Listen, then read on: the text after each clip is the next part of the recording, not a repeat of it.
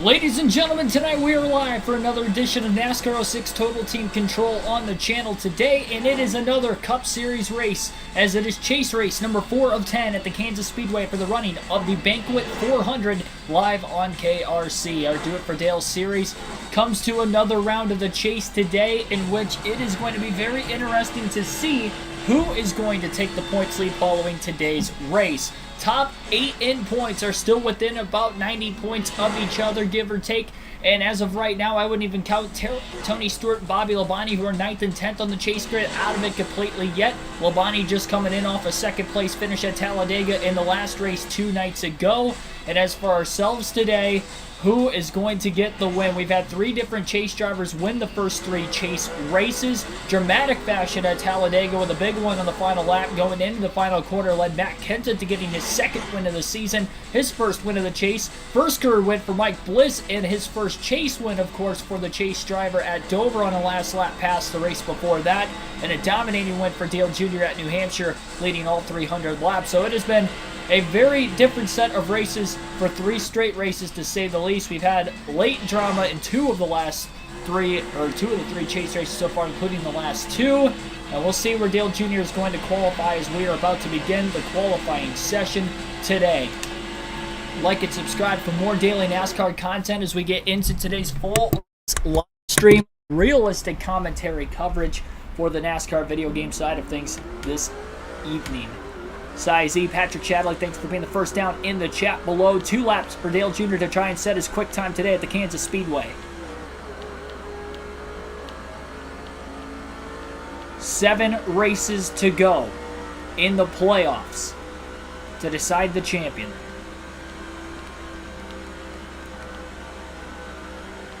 If this was the current playoff format, we would be in this round of 12 right now, but that is not the case. Only 10 drivers have a shot at the title still, as we started 3 races ago. Dale Jr.'s got a lot of speed based off practice. I didn't see where I was overall in practice before I started, because I literally just wrapped my practice session up like 2 minutes before I started the stream, so I didn't get a chance to look at the leaderboard. But this car handles pretty well in traffic, which is good. Clean air, we haven't seen much of it, so this is really the first one getting to see what the top end speed's going to look like. Going down to the apron through the tri-oval, 3rd on lap 1, 31.031. Dale Jr. going to have to pick it up a little bit more on lap 2. He's locked into a 3rd place starting spot right now, so he can go for broke. Pretty good through turns 1 and 2. Looking for speed down the backstretch as he enters turns 3 and 4. Backs the corner up a little bit more. Clip the apron just a bit. That's going to scrub a little bit of speed off. He's going to use the apron again as he works his way back to the start-finish line, taking the shortcut, and at the line, 31.30. It's just a 1,000th of a second pickup from lap 2 to lap 1, or lap 1 to lap 2. 3rd quickest for Dale Jr. still. Jimmy Johnson will be on the pole for today's race. He came into this race 3rd in the standings, 24 points out of 1st. So Johnson will be on the pole. And he is one of just 2 drivers in the chase right now that are still winless on the season, with Bliss getting his first career win 2 races ago. But 24 points out of 1st, no wins with 7 races to go in the season. That's pretty impressive for Johnson. He ran almost a 31 flat. Looked like he had a 31.001. So we're going to have to try to find nearly a 1/10 of a second if we're going to want to keep up with Jimmy Johnson in the race today. So Johnson could be the favorite. He's been the favorite in a few races this year, but things have not panned out his way. Dover was a good shot for him. I think Biffle was the favorite that race, but he probably would have been second. A lot of cautions kind of threw Biffle way back in the running order. Gave Johnson a shot, but he still wasn't able to capitalize on it, as he was also caught back in traffic.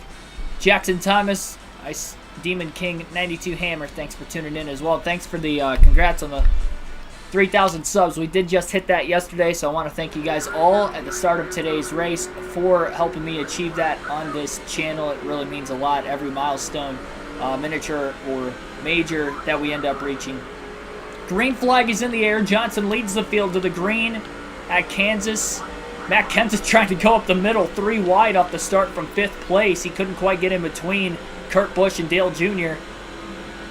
Junior kind of pinched off the 17 car, trying to not lose any positions off the start. Greg Biffle's going for the lead on the opening lap underneath Jimmy Johnson. Dale Jr. overdrives the corner, trying to get by Kurt Busch, and Busch is going to get underneath him. First time Junior's going to be on the outside. He didn't have to run the top at all in practice, but he's able to get back down on the bottom, middle of the front stretch right behind Kurt Busch and in front of Kyle Busch. Got a Busch sandwich going on right now. Greg Biffle does lead lap 1 from the second starting spot. Johnson falls back, and now Kurt Busch looking to the inside of the 48 car for second as they enter turns 3 and 4. Dale Jr. pulling out of line, hooking the white line, had to lift. He didn't want to wreck Johnson's car bottoming out. It's almost like his air pressure might be a little bit too low. Saw some sparks out of the right side of the 48 car as he has lost 3 spots from the start already to 2 Roush Fenway Fords and 1 DEI Chevrolet. Kyle Busch seemingly holding off the pack behind him as he's in 5th place. We've seen a lot of early cautions in the last couple races in all 3 series. So we'll see how it's going to pan out here. Good little battle for the lead going on in the opening laps, as you probably typically see. Michael Head, thanks for tuning in.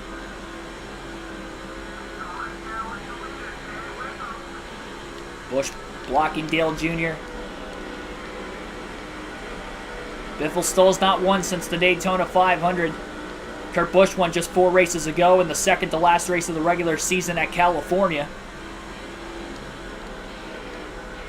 And he came in as the number 9 seed in the chase, but he's top 5 in the point standings right now, so he is making a run at the championship. Biffle's 8th in the standings coming into today's race in specifics.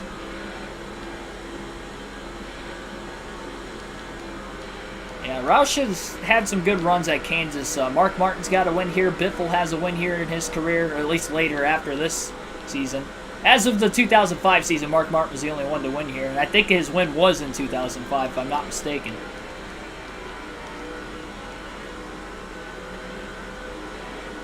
So hard to pass. Relatively new surface. Kurt Busch trying to get underneath his teammate. Dale Jr. is going to go down to the apron. He couldn't quite get underneath him.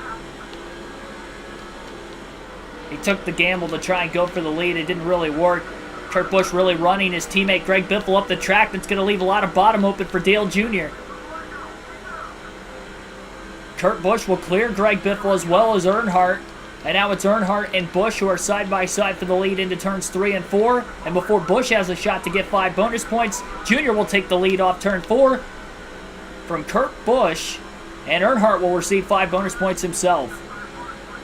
Junior's only led 36 laps combined in the last 2 races, so he's looking to pick that up today. He led 20 laps in the last race at Talladega and only 16 at Dover in that 400-lap race, despite qualifying on the pole in that one. He qualified 11th at Talladega and on the pole also at New Hampshire, so he's had some good qualifying efforts in the chase so far. 3rd place tonight.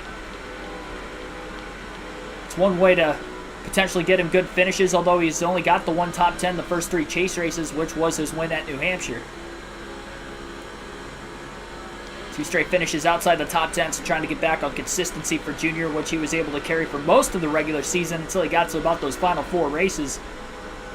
Kind of had a roller coaster of a season just within the last 7 races alone as far as consistency. If he's not winning, he's finishing outside the top 10, it seems like. Ross Outdoors, Dark Crypto, thanks for tuning in.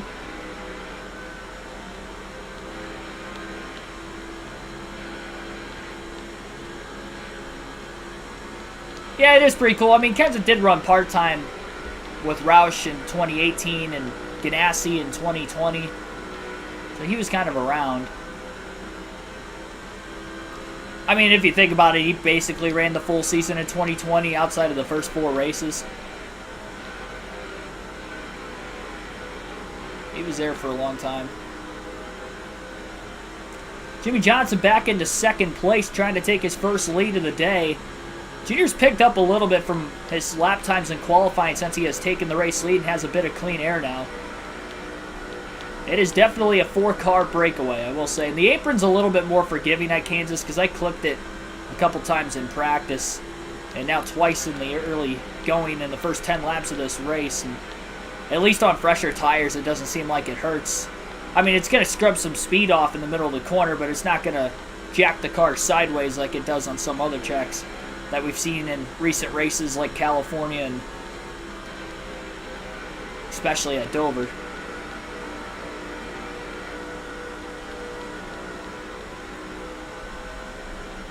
Junior not really pulling away. I didn't think the drafting's going to matter too much at a track like Kansas, but in the early going of this race, it is just a 4-car breakaway. I think that's just a testament to how fast these 4 cars are. Because they are running really, really well.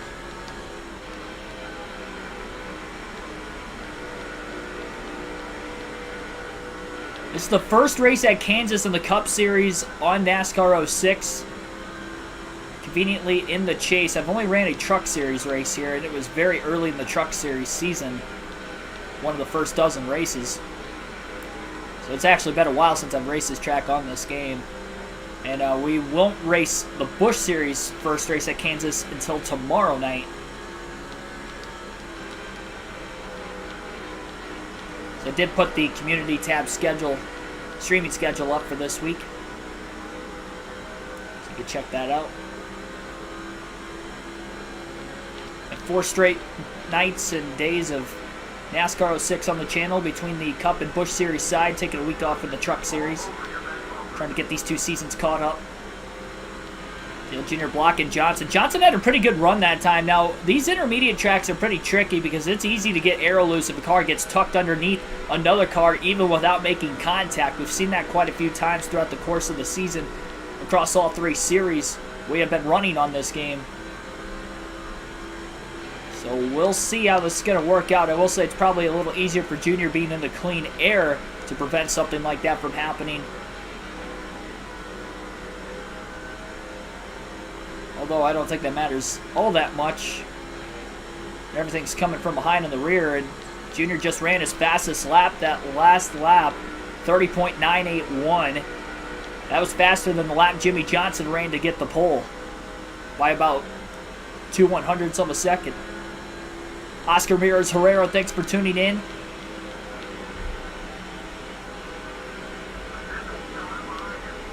Also, Team Brozo Gamer, welcome to the stream. That was a tongue twister. Greg Biffle all over the back bumper of Dale Jr. right now. He got a great run through turns 3 and 4. He'll be looking for the lead into turns 1 and 2, but Jr. not going to give up the bottom lane. And he's going to make it difficult for Greg Biffle. It's not like current Kansas where the outside lane is available. You're not going to see that for at least a few more years at the Kansas Speedway yet, so primarily right around the bottom. The first race here was in 2001, so it's only the 5th season that the Cup Series will have been racing at this Kansas Speedway. Dale Jr. down to the apron, trying to take a little bit of a shortcut that time as he remains in front of Biffle. A lot of that was just to block the 16 car, who had another great run off the exit of turn 4. That seems to be Biffle's best corner right now.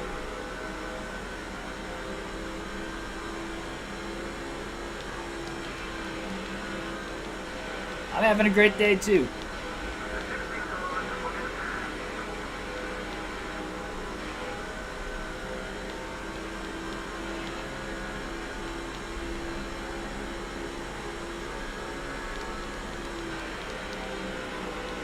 Going back to that Roush comment also, Greg Biffle has 2 wins at Kansas. Matt Kenseth also had a win his last season at Roush Fenway at Kansas Speedway as well. So they've got a handful of wins as an organization at this track. Oh, Junior got back in the gas a little too soon that time through 3 and 4, and Biffle's so good in 3 and 4. That mistake's going to cost Earnhardt. Biffle to the lead for the 2nd time today. That's all it took, was just a minor mistake from Dale Jr. to give this lead right back up again, and now he's on the outside through 1 and 2 as Jimmy Johnson is tucked in line right behind the 16 car, trying to get the lead. Junior side drafts the right rear corner panel of Johnson, slowing him down into turns 1 and 2, hops back in line behind him. Johnson underneath Biffle, trying to get to the lead again. Johnson to the inside. It's 3 wide now. Jimmy will get 5 bonus points leading his first lap of the race. So 3 different leaders already in the first 20 laps. And what a battle we've got going on as Junior tries to retake the lead away from Johnson again.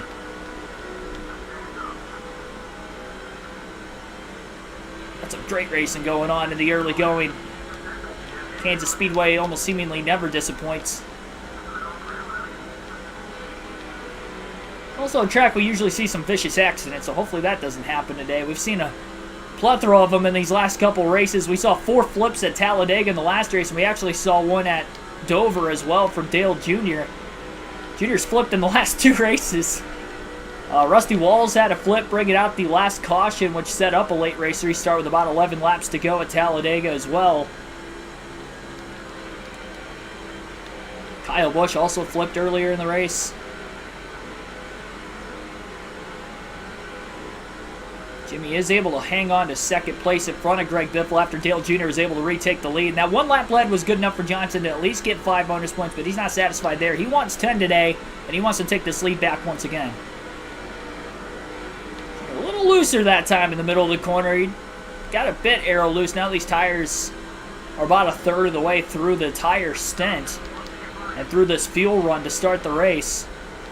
Kurt Busch still hanging on. He's not too far behind Greg Biffle in third. Johnson went a bit wide that time, and Biffle looking to make the pass for position once again.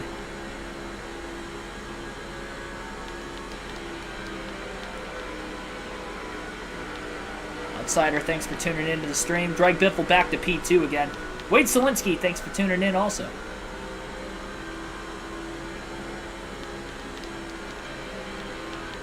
I think the 3 favorites are the ones running 1, 2, 3 right now. I wouldn't count Kurt Busch out of it. He's definitely competitive. He just hasn't led a lap yet like the other 3 drivers have. I think Junior's led the most so far, but not by much over the 16 car, and Johnson's just led the 1 lap, but qualified on the pole. Biffle all over the back bumper. The 8 got a bit tight. The dirty air, it looked like, as he moved up in the center of the corner. Junior didn't get aero loose that time like he did a couple corners ago from Johnson.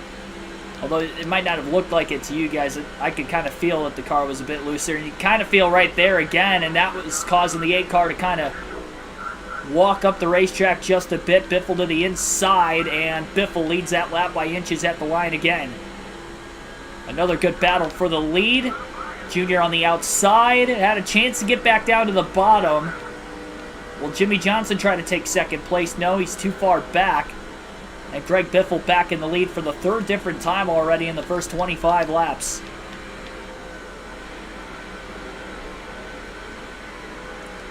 Junior in the dirty air, struggling now that the tires are getting a bit older. Had to lift in the middle of the corner to keep it off the wall on exit.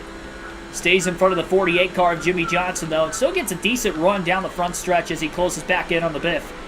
Biffle goes wide that time, missing the bottom lane of the racetrack. Junior closes in quite a bit through turns 1 and 2. Looking extremely low on the back straightaway, and Biffle threw a major block. Try to hang on. Junior just a bit lower than Biffle, trying to get as much clean air in the nose of his car as possible without going all the way down to the apron. Now in the tri-oval, he's going to try to dive bomb underneath the 16. Almost got him. Just trying to get to that left rear corner panel so he can side draft and pull him back just a bit. Biffle's having a hard time trying to get his car all the way down to the white line in the middle of the corner. Couldn't get there that time. Junior with a run to the outside. Biffle a block there. Down to the bottom. Earnhardt drives it deep into turns 3 and 4. Biffle does not give him a lot of room, and they nearly make contact as Biffle holds back on in front again.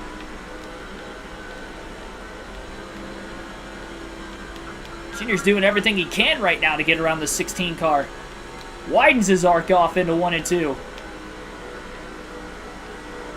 Gets a good run, middle of the corner. Underneath the 16, he took the gamble. He clipped the apron just a bit. Biffle door slams him on the back straightaway. It is very tight. Junior's not getting a lot of room on the bottom of the racetrack from the 16 car.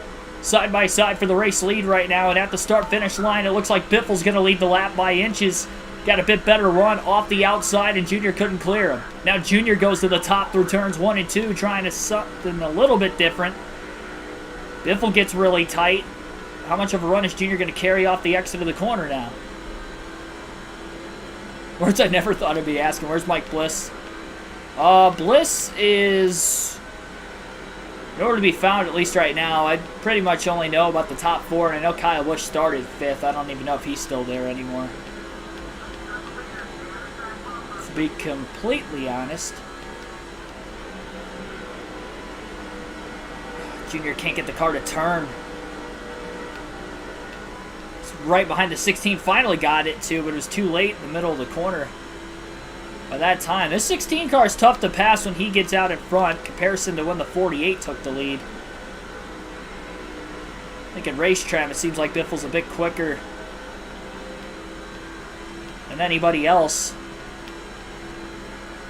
Junior's got to be careful. He might be wearing those tires out a bit too much every time he goes to the apron, but he's trying to take the shot to get underneath the Biff. Again, side by side for the lead through turns 1 and 2. Can Junior get him this time? Corey Freet, thanks for tuning in. Junior going to side draft the 16 a little more aggressively this time, trying to make sure he's got enough room down on the bottom. Biffle does not give him much room. Every time he gets alongside of the 16, off the exit of the corner, door to door. These two are pressing hard in the early going. Junior will lead that lap by inches at the line. These two have both led a lot of laps already. Neck and neck into 1 and 2. Halfway on fuel during the run. Junior slides up and he is clear of Biffle off turn 2.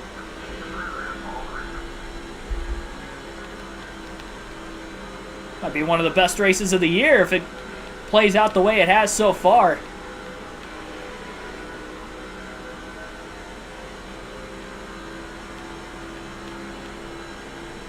Great job by everybody not making a mistake despite the battles we have seen so far. By that, I mean really making contact with one another. I think Johnson, Kurt Busch might have made contact off turn 2, actually. A little bit further back, I saw some sparks flying out of the rear view. They're losing a little bit of time, even with the 16 and the 8 going at it as hard as they were. We're going to take our first field pass of the race now. We'll see where Michael Waltrip is at in the field in the 15 car, and currently he is in 23rd.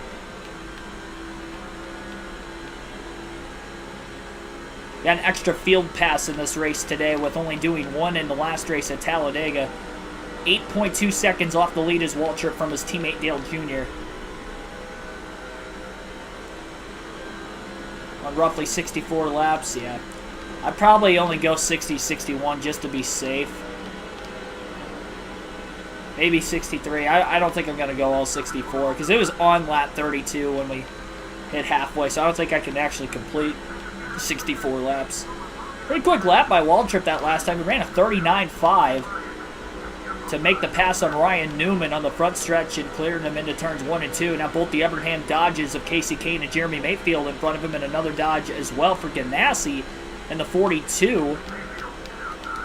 Jamie McMurray's there. Mayfield pinched Waltrip. Waltrip clipped the apron, made contact with the 19. Luckily they didn't wreck. Good job by Mayfield keeping it off the wall even with the contact. Casey Kane going to give the 15 car a bit more room as Waltrip is back inside the top 20. Just gets to the inside of the 42 car now. Clips the apron again. Oh my goodness, he's trying to give himself more room. Force the 42 car up.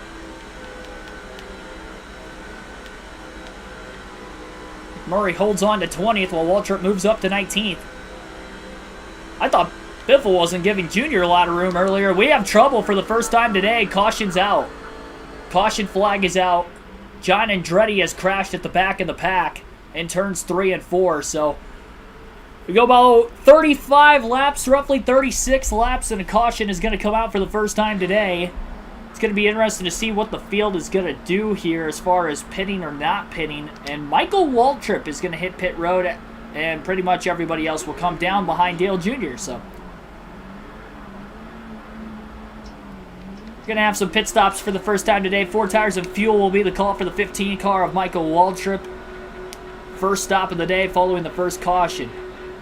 Reagan Fan 6, thanks for tuning in. Jack Johnson, thanks for tuning in. Toxic Punk Young Boy as well, welcome to the stream.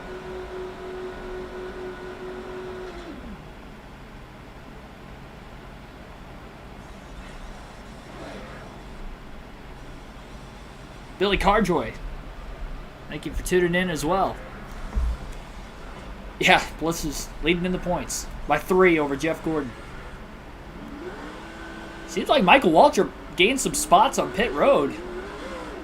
He was in 19th when the caution came out And it looks as if Jeff Gordon has won the race off of pit road at the front of the field. So Gordon is going to get 5 bonus points, leading his first lap of the day. That's important. Again, he's only 3 points behind Bliss, and Bliss nowhere to be found, at least in the early going. Junior seemed to have lost 2 spots. Kurt Busch was second. Junior back to third on the restart as the green flag is back in the air at lap 41. Jeez Louise. Now, Waltrip's car's a lot more edgier than Dale Jr.'s right now, because even on the restart, he struggled. Got up into McMurray. Waltrip restarted in 10th place, so gained 9 spots on pit road with a 4-tire stop. It was impressive by the 15 team. 48 to 16 if Biffle and Johnson lost a lot of ground. They both restart outside the top 10 after terrible pit stops for themselves.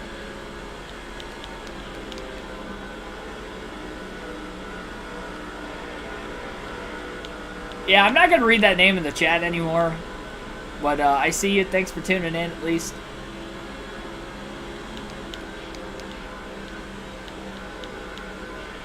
I think you know who I'm talking about. Mark DeMars, thanks for tuning in as well. Dale Jr. back up to second, by the way. He was able to get around Kurt Busch on the restart. Busch actually lost an extra spot. Now he'll pick that spot right back up again.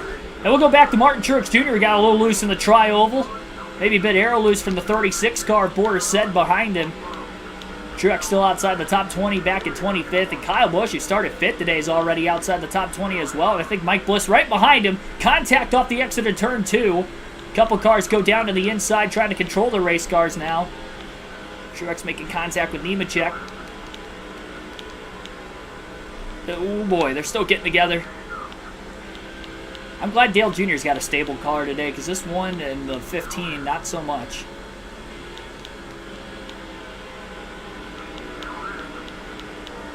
Start making some moves. Gotta be patient, man. It's a long race. I've wrecked out of a lot of races in the past. I mean, this season I've only DNF'd, what, 4 times, I think? 3 times? 3 times. 3 DNFs. I probably should have DNF'd at Dover, but I didn't. Thankfully, I finished 12th.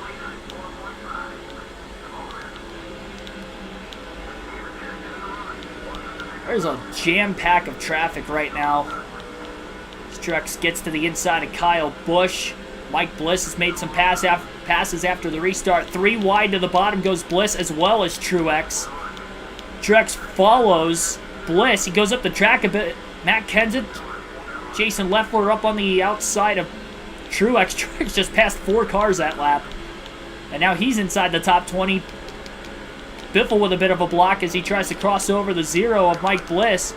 Truex got a bit aero loose, and he is going to go around as he gets basically turned by Jason Leffler in the middle of turns 1 and 2. He got aero loose, and then the 11 just stayed in the gas and kept hooking the 1 of Truex. Caution's out for the second time, just about a handful of laps after the last restart.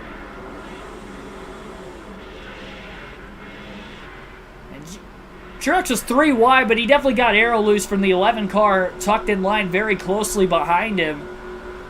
And then he just never lifted when Truex got sideways, and he just kind of hooked him even more on the left rear when Truex was trying to save the car. I don't really know that Truex was going to save it necessarily as far sideways as he was, but he never really had a chance to with Leffler right there.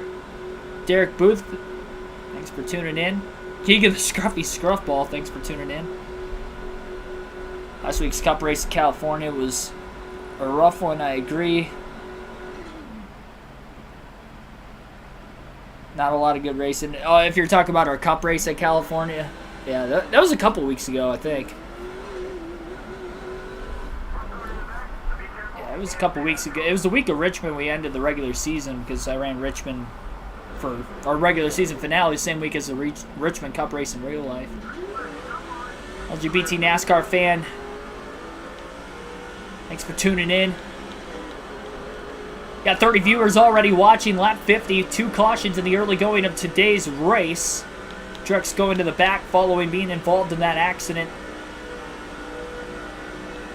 Got a lot in common. I think a lot of us have a lot in common. I mean, we're all NASCAR fans here. Like our oval racing.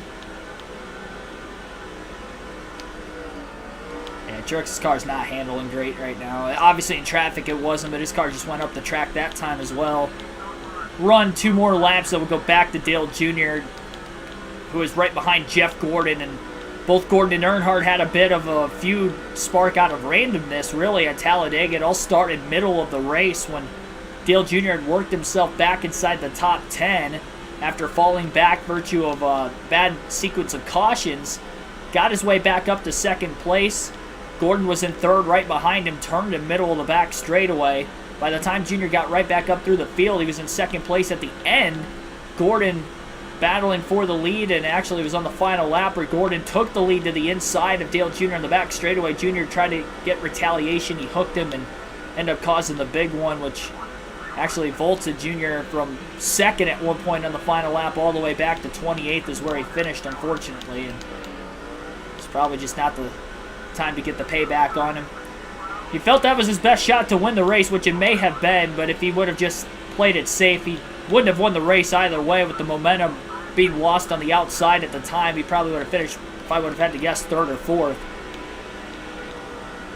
But it would have been a much better finish than 28th, and who knows, he might still be the points leader. Lost 5 spots in the standings, comes into today's race now 6th, and he's 58 points out of first. Andretti at the back after wrecking earlier. So both Truex, Andretti in spins. Andretti's got in the wall. At least Truex didn't get in the wall, although the 11 car made contact with him. And we'll go back to the 8 of Dale Jr. Jr. in second place still as he restarted. Carl Edwards up to third place now as well. He's the regular season champion. Gordon going a bit wide in the middle of turns 1 and 2. Dale Jr. not going to cut any slack. He forces Gordon a bit wide and off the exit of the corner.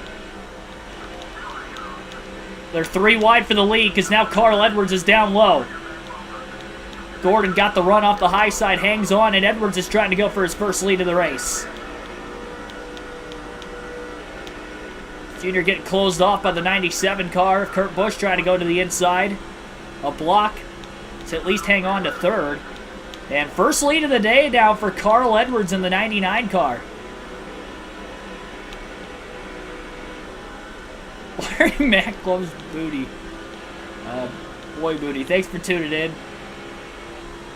Yeah, these names can get outlandish at times. Gordon trying to get back to the inside of Edwards again. 3 wide for the race lead. Will they make it? So far they have. I don't know if you call this playing safe, Jack, but I don't think it is. This is a sketchy moment here, battling for the lead. Edwards backs out of the gas. A little too late, though, because now Kurt Busch is under. Jr. leads that lap at the line. Gordon trying to side draft the right rear corner panel. Now the 8 car. Jr. is clear in turns 1 and 2, and he's back out in front.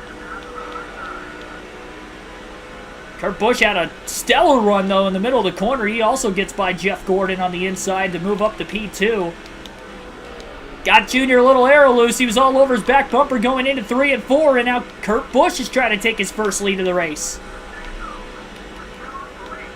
A little scrub into the wall by Jr. is going to cost him a lot of time on the front stretch, and he's back to 4th after leading the last lap. We have had a plethora of chase drivers lead at least 1 lap today. Kurt Busch, Carl Edwards, Jeff Gordon, Dale Jr., Jimmy Johnson, and Greg Biffle have all led laps already, all in the chase. 6 of the 10 have. I think that's Tony Stewart back at 4th, and he might get into this with this 4-car battle for the lead going on right now. Big run by Dale Jr. on the inside. Gets underneath Jeff Gordon. Kurt Busch did not leave enough of the bottom open.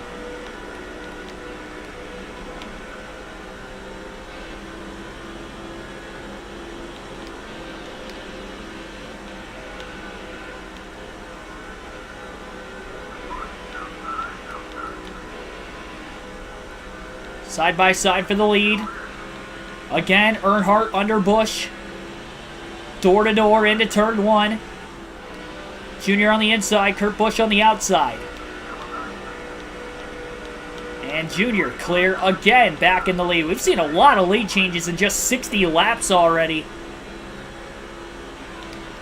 Junior trying to just make it a couple laps in the lead and see if he can start to pull away. So first we've seen Jeff Gordon and Carl Edwards battling for the lead today, because the first 3 to 4 car battle at the very beginning of the race was between Earnhardt, Johnson, Biffle, and Kurt Busch. Kurt Busch and Dale Jr. are the only 2 same drivers that are in this after these couple restarts and the pit stops under caution. Meanwhile, at the back in the pack, there's one driver that has just pulled the pit road. Might have an engine failure for the first time today. Not going to be able to see who it is as they're already in the pits, so tough break for whoever that is.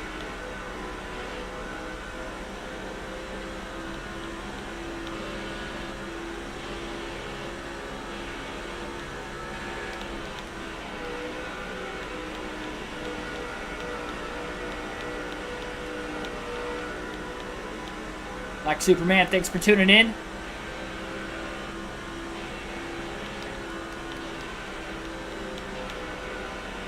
$16 likes on the stream. Jeez, be sure to hit that like button. Subscribe for more daily NASCAR content if you haven't already. Junior got back in the gas way too soon that time, and he just went right up the racetrack. Gave up that lead to Kurt Busch. You're pressured into making these mistakes when you have cars not that far behind you. Put the pressure on you to be perfect every single corner. Especially at a track we have not raced at yet, in NASCAR 06, in a long time in general. And even that Truck Series race, I think, was a night race, if I'm not mistaken. Dale Jr. on the inside of Kurt Busch, down on the apron. Almost got underneath him, but not quite. Couldn't stay there, at least.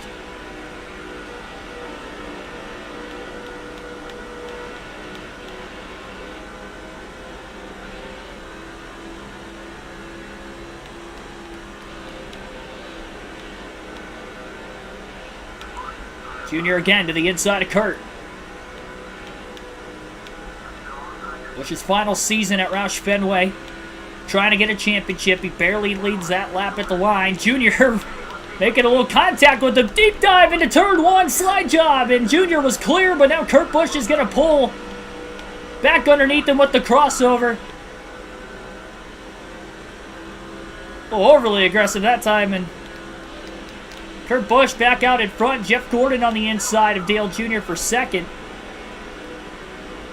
Luckily, Jr. was clear with that move on Kurt Busch. Jeff Gordon looking low.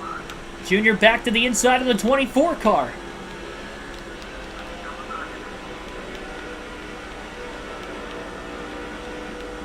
Now we've got another wild name. We got Poop in My Butt back in the chat. Thanks for tuning in.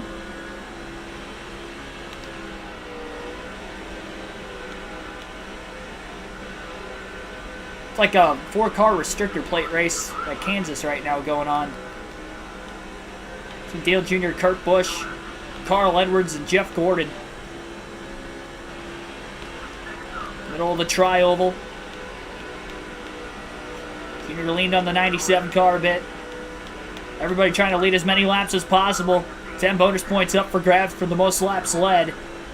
And there are a lot of drivers that have led a decent amount of laps already in today's race, so it could really go to, as of right now, about 4 different drivers.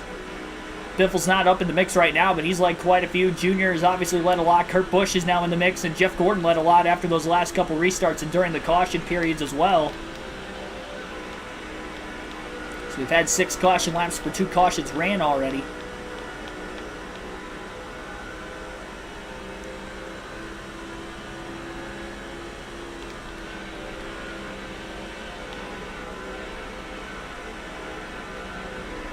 Junior again back in the gas too soon, and here comes Kurt Busch to the inside.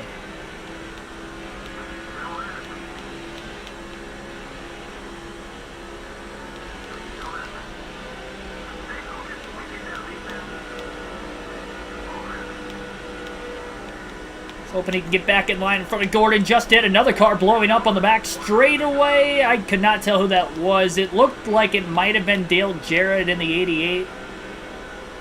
But I'm not entirely sure. He was down on the apron. Hopefully he can get to pit road and we can continue to stay green as we have now reached lap 70 in this race.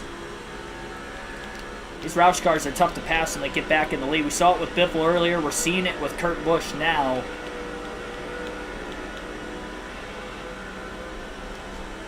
But I believe that was Dale Jarrett that did blow an engine moments ago.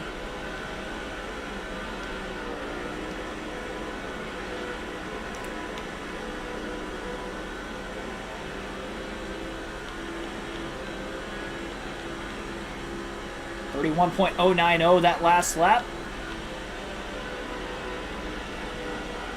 Junior going a bit wide. The dirty air behind Kurt Busch. Both the 97 and the 8 lost a bit of ground to the 24 and the 99 behind him. Dale Jr. driving it in really deep underneath Busch. A little contact made. Jr. had to get out of the gas, so they were about to wreck there. Pushed it extremely hard on corner entry and could not quite keep it glued to the bottom of the racetrack. These guys are laying it all on the line, and we're only 72 laps in.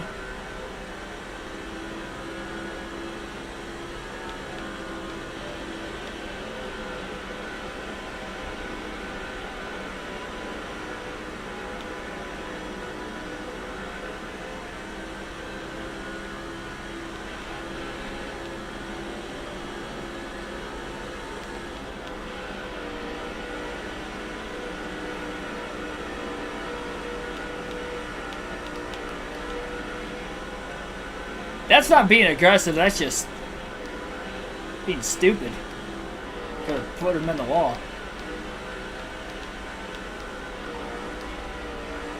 I don't think you have any clue what it's like to try to handle a car in this game.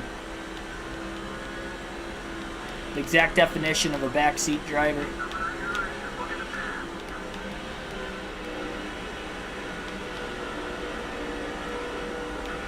I mean, he can say all he wants in the chat. It doesn't mean I'm going to do it. You guys should know by now, I kind of race my own race. Sometimes I take, like, strategy plays in the hand that you guys might throw out there, but... once you play this game regularly enough, it's really hard to get a grasp of how hard these cars are to handle in this game specifically, especially in comparison to NASCAR 05.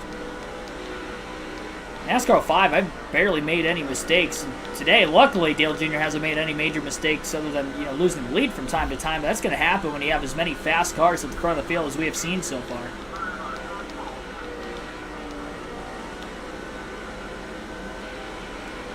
A lot of great racing so far, though, tonight. There's 75 laps. I didn't realize Carl Edwards got around Jeff Gordon a little bit ago as well.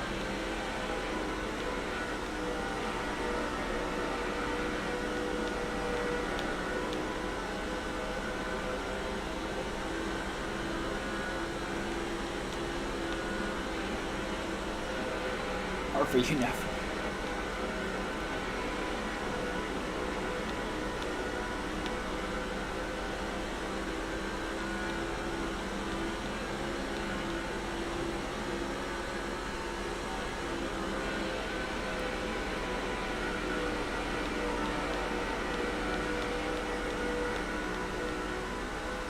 Carl Edwards starting to put a little more pressure on Dale Jr. again.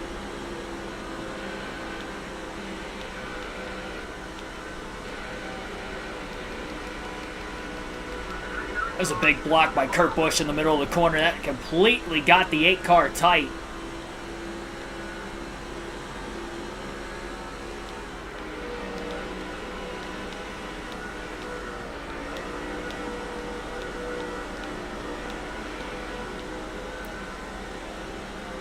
Junior looking low again. Can't get around Kurt Busch that time. Returns 3 and 4. You're getting a bit tight. Kurt Busch hangs on.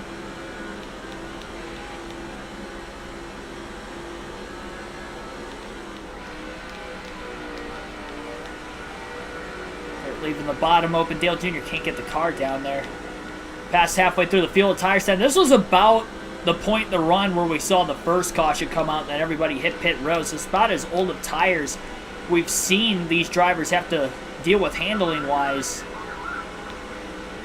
in the first 80 laps of the race. Be interested to see if we see somebody else lose control middle to the back of the pack again and get another caution that brings the field to the pits.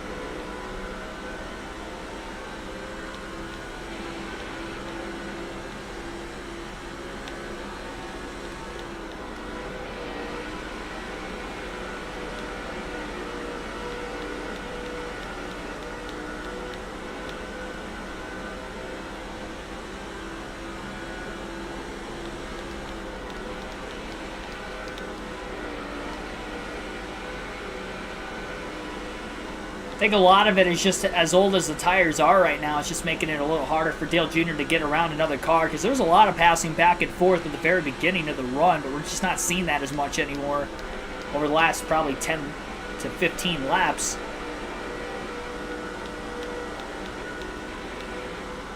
I think Gordon's neutral. I don't think he's a rival again. I'm surprised, actually.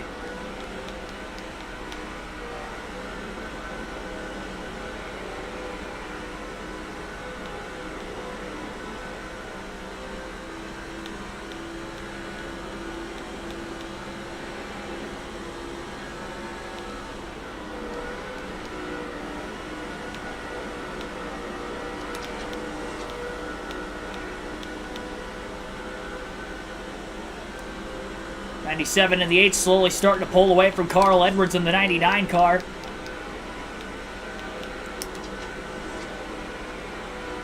Probably should do that in the middle of the corner. Dale Jr. a little tight, running directly in line behind the 97 car. Take our second field pass of the race today. We'll go back to Martin Truex Jr. in the 1 car, who has worked his way back up to 24th already after spinning earlier with Jason Leffler. And coincidentally enough, he's right in line behind the 11 of Leffler.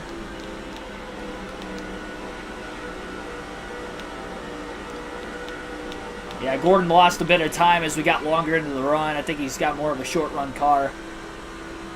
That once he lost the lead, I don't think he ever got it back like the 97 and the 99 were able to make some passes for the lead middle of the run. Truex makes his pass on Jason Leffler for 23rd. He's right back to running where he was prior to his spin. His tires are a little more worn out than the rest of the field, though, because of that slide, him and Leffler's. So went down into the grass in turns 1 and 2.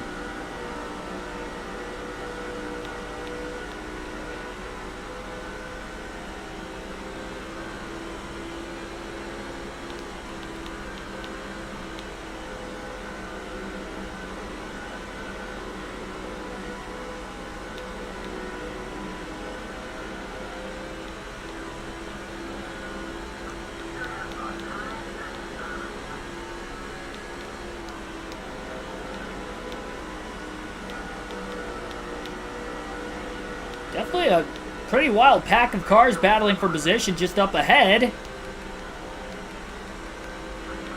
Contact as Truex got the door shut on him by Casey Kane in the 9.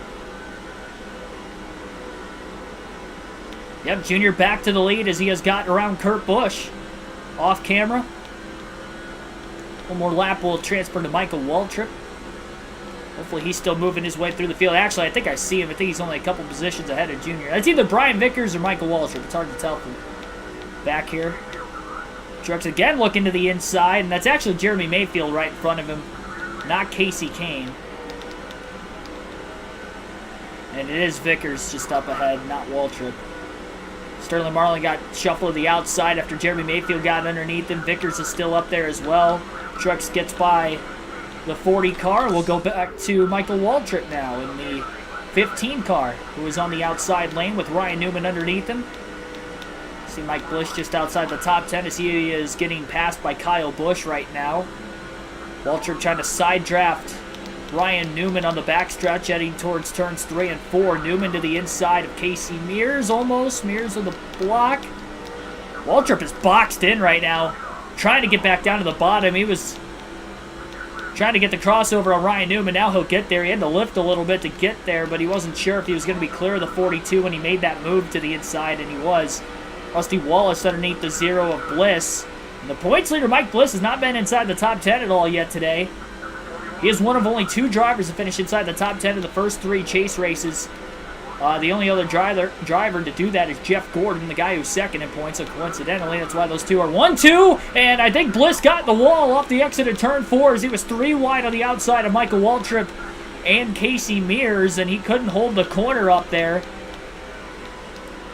That's going to cost Bliss a couple positions.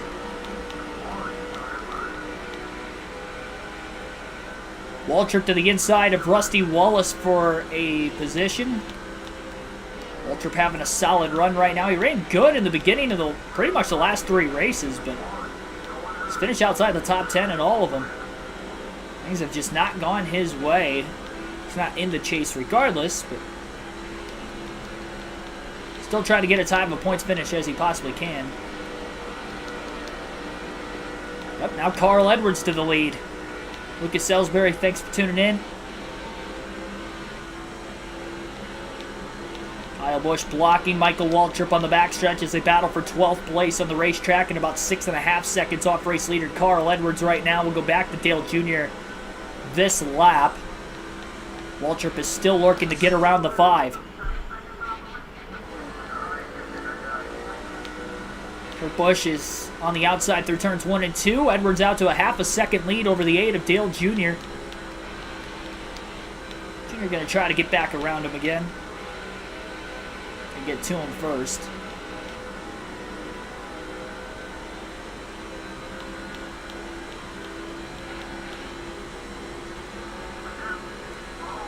Quarter tank of gas left for the 8 car right now. You know what? I'm just going to go through the final field pass of the day when we get back to the start-finish line this time.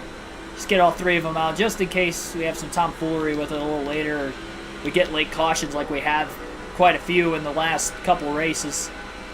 Over in Talladega, it seems like the first half of the race has been fairly calm, and then we get about halfway to the end, and all heck breaks loose.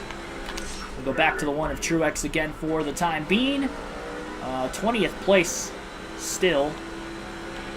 Where he was before swap to Waltrip. And Truex still halfway on fuel, so he's getting a bit better fuel mileage. Dale Jr. is a bit further up ahead. Truex is having a rough time trying to get around Jeremy Mayfield right now. Mayfield's running very tightly off the exit of turn 2 specifically, but now Truex has his bumper underneath him through 3 and 4, and he'll clear Mayfield for a spot. I think this Mike Bliss on the outside, he has fallen all the way back to 18th place after running in 12th just a handful of laps ago. It's costly for Bliss right now. We'll see if he can get back into it.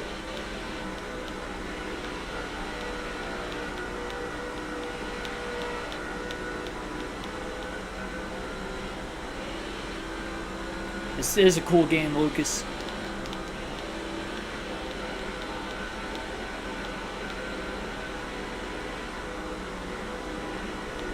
Oh, somebody just scrubbed the wall. Might have been Waltrip off the exit of turn 4 just up ahead. 30.891 that last lap for Truex. Great lap. Going to the outside of Mike Bliss.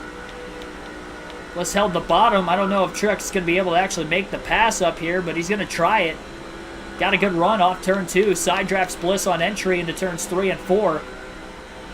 Michael Waltrip stuck back on the outside again in the 15.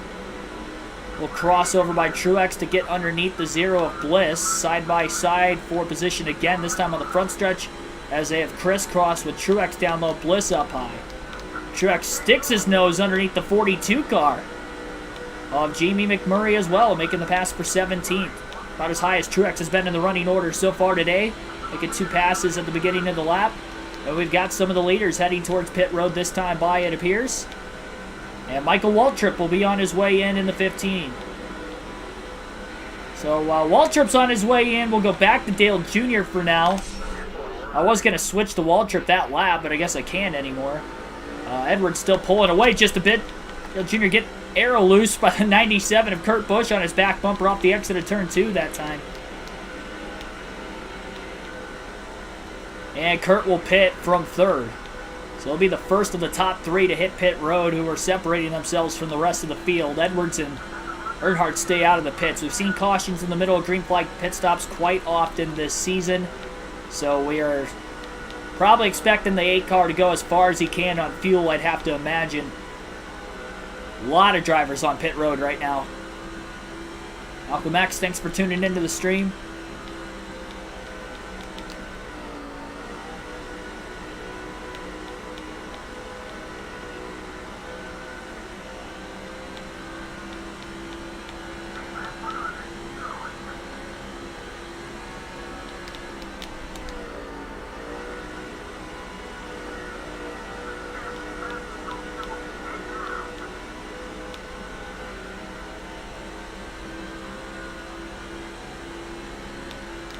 Edwards seems a bit faster at the very end of the run right now compared to pretty much everybody else in the field. He'll pit from the lead, giving Dale Jr. the lead back.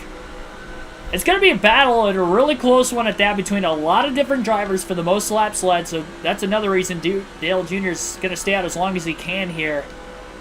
Even if he doesn't catch a caution, to trap quite a few cars a lap down. Get as many laps led as possible. Try to get 10 bonus points today.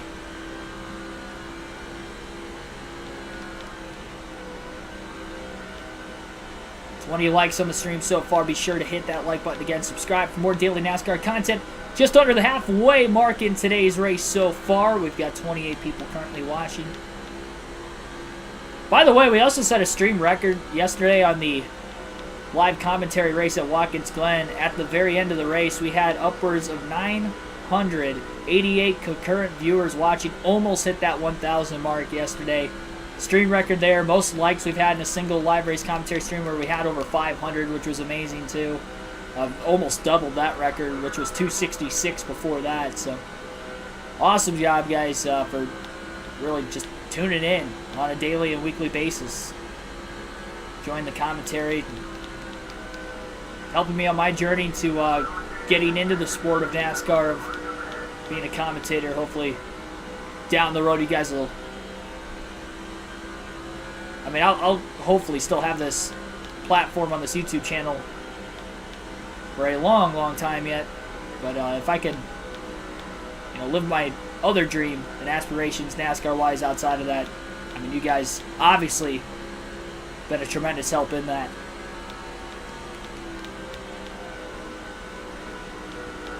Halfway is lap 134, yep. Probably looking like a 4 pit stop race today, with that caution coming out earlier at lap 36, and we saw pretty much everybody pit then. Restarted at lap 39, and then we had another caution a handful of laps after that first restart. Drivers were able to save a bit more fuel.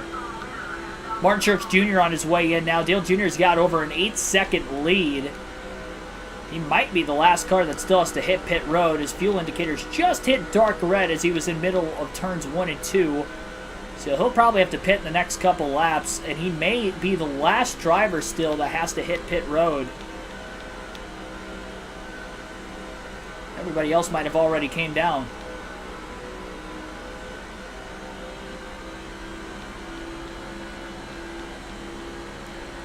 And that is the case, because everybody's a lap down right now. Dale Jr. still the only car that has to hit pit road.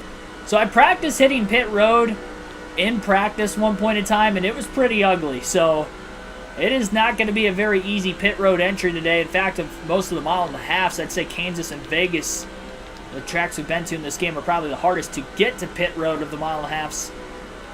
So it could be a challenge with this first green flag pit stop coming up here in a matter of laps. Any lap at this point for Dale Jr.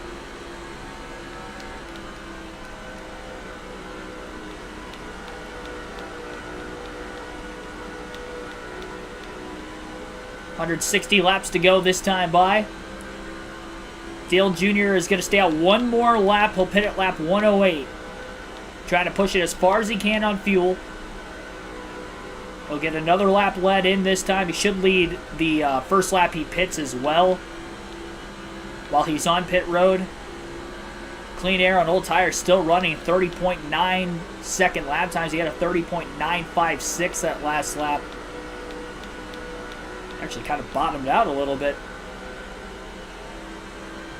A lot of downforce. First pit stop of the day, this time by for Dale Jr., lap 108, trying to back it up. He doesn't have anybody behind him, so he's going to use all the bank into the racetrack, and he is going to get to pit road without speeding. Wanted to take it a bit cautious that time, at risk spinning out like I nearly did in practice. So 4 tires of fuel for Dale Jr., his second pit stop of the race, first under green flag conditions. He was the last car to hit pit road. Looks like Matt Kenseth and Dale Jarrett are the 2 cars out of the race with engine failure so far, so that is troublesome for Kenseth. He was one of the chase drivers coming in, and of course the most recent winner this season, winning the last race at Talladega. So tough break for Matt Kenseth being out of the race, and that could put a dagger in his hopes of winning the championship this season.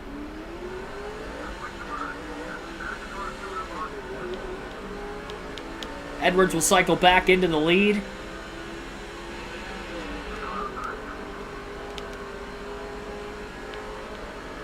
And because of how long Dale Jr. stayed out on the racetrack to try to get as many laps led in as possible, taking the lead initially from Edwards, he's going to be about 3 seconds off the lead. He was about 0.8 of a second behind Edwards, who was the leader at the time of the 99 car pitting. And as Jr. gets up to speed right in front of Tony Stewart, he'll cycle out in the 5th place position. He lost about 2.2 seconds over the probably 8 laps or so he stayed out longer than Edwards.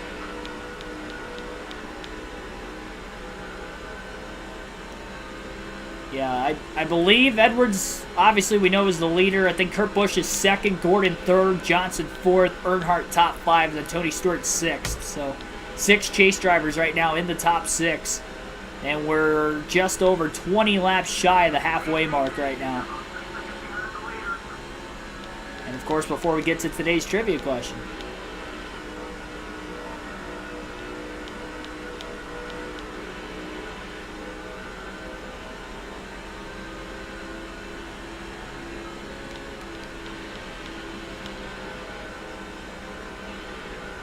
Junior picked up quite a bit over the last lap and a half.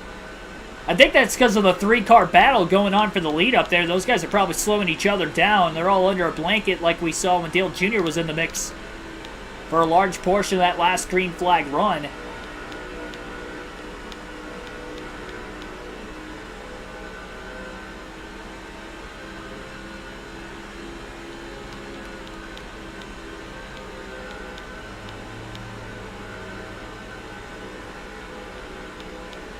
Raji, thanks for tuning in to the stream.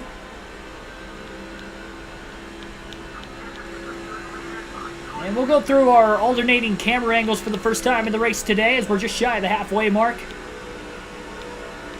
Dale Jr. is definitely closing in on the top 3. He's also closing in on the 4th place car of Johnson, while simultaneously pulling away from Stewart, who was just behind him coming out of the pits. 8-lap fresher tires isn't going to make too much of a difference on this Kansas surface in particular. It looks like it's starting to be just a 2-car breakaway now, as the 3rd place car is starting to lose a little bit of time as we get deeper and deeper into this green flag run. Junior just ran his fastest lap of the race that last time, a 30.860, so he is digging right now. Had a bit of clean air, and now he's starting to catch up to Johnson. Got a bit tight through turns 1 and 2 as he was on the bottom, same lane as the 48 car.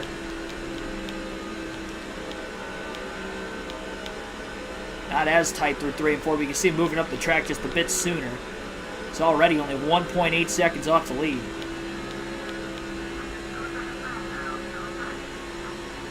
A bit slower that last lap since catching the 48. Johnson, though, moves a little bit off the bottom that time. Junior able to run a bit below him. Keeps the car from getting tight. Closes quite a bit on the 48. Not quite close enough to get to him this time in 3 and 4, but, well, maybe. Johnson gave up a lot of bottom again. Oh, contact in the middle of the corner.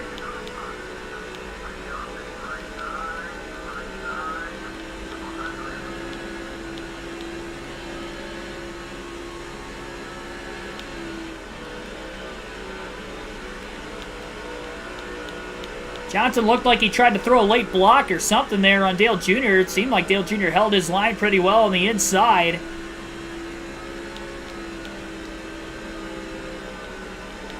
Jimmy held onto his car pretty well. He barely even moved up the track, it seemed, as he stayed in the middle groove. Didn't even go all the way to the outside.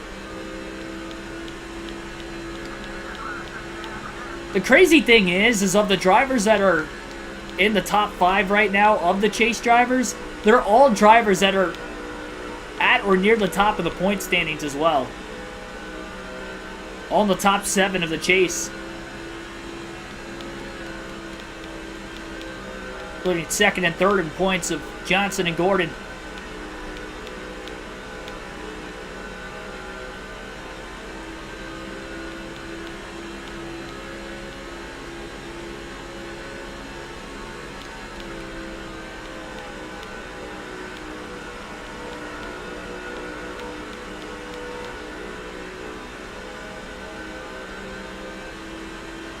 Gordon, by the way, has just taken the race lead away now from Carl Edwards in the 99.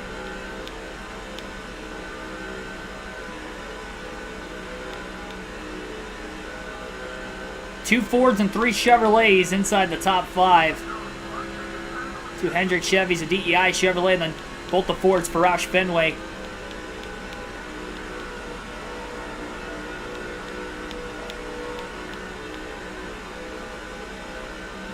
.731. I didn't even realize that. And now Junior's digging. 1 second off the race lead. That's just amazing. We're 120 laps in the top 4 within 1 second of the race lead. Haven't had to deal with lap traffic yet. That'll be interesting to see. 30.739 that last lap for Dale Jr. So he still continues to pick up.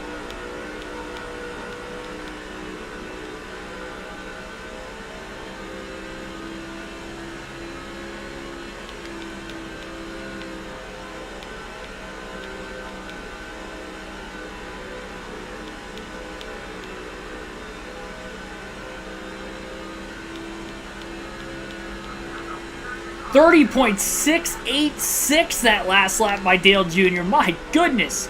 It's about a half a second quicker than what he was in qualifying. That is ridiculous. Went up the track a bit in turns 1 and 2. He's close enough behind the 97 car, so he's in the wake of that dirty air again. But what a blistering lap that last time, and he still only gained about a tenth of a second on Gordon. So I think everybody's just slowly picking up the pace as the track gets rubbered in, especially on that bottom lane, creating a bit more grip than what we had at the very beginning of the race.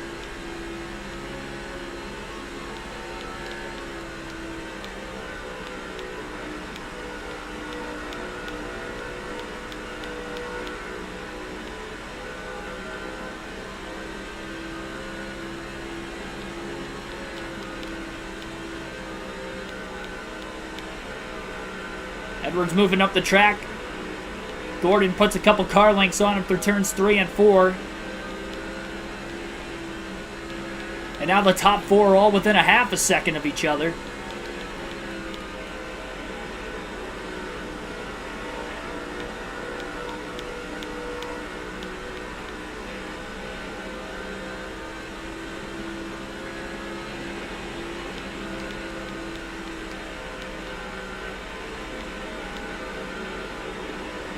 It's going to be interesting to see what the lap traffic's going to do. Again, this is the first time we're going to see these drivers have to deal with it in this race.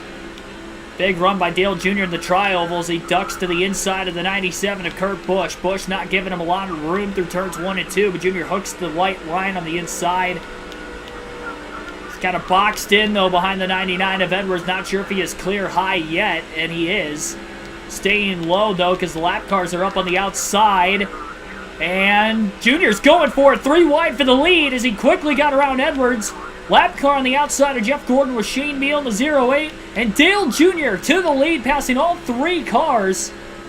And running his fastest lap of the race simultaneously in the last lap and a half. He ran a 30.610 in the process of passing all those cars. What a lap by Dale Jr. He is clear off turn 2. And now we got a lap car blowing an engine in front of the leaders. It's Terry Labonte.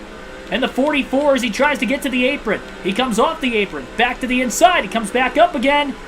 He's not going to be able to get to pit road this time, and he's on the tri-oval apron. And the leaders will get by as we continue to stay green. And hopefully Labonte can get to pit road this time by. That caused the 36 of Boris said to check up, move up out of the way of the leaders. Gordon and Edwards still battling as they had to go 3 wide with Boris set on the outside that last time through 1 and 2.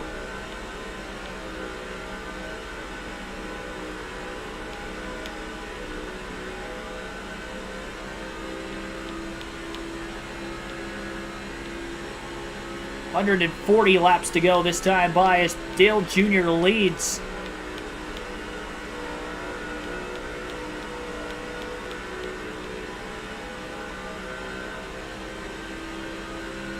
I think that's still Labonte on the inside. Yep, 44 car. Tough break for Terry Labonte. He's had a rough season, just a few top 10s this year for that 44 car. Hendrick Motorsports' 5th entry.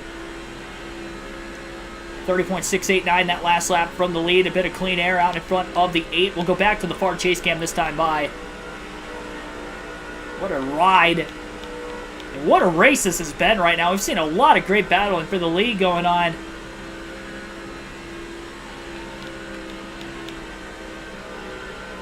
Putting on one of the best races of the year up to this point.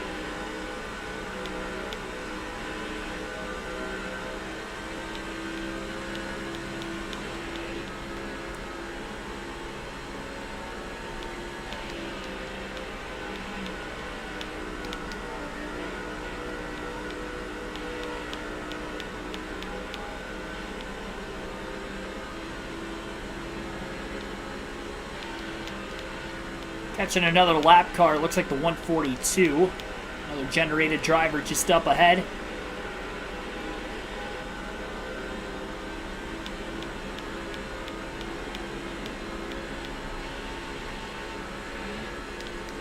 I think there's been a lot of arguing going on in the chat, more than just those two. And everyone needs to cool it!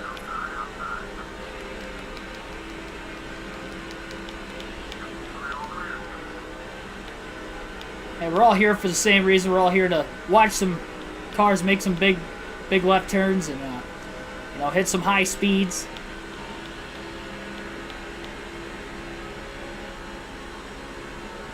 Your favorite drivers from 2005.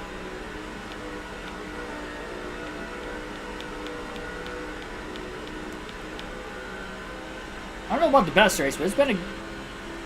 I don't really know what the best race of this season has been, to be completely honest.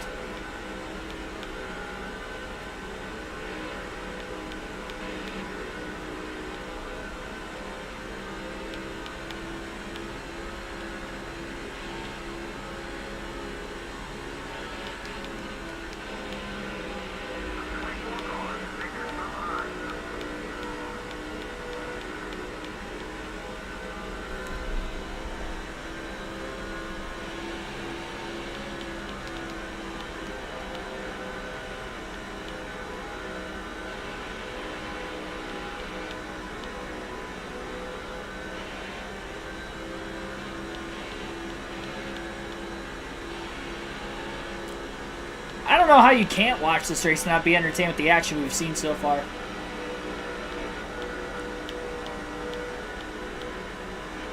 About as good as it gets on the mile and a halfs.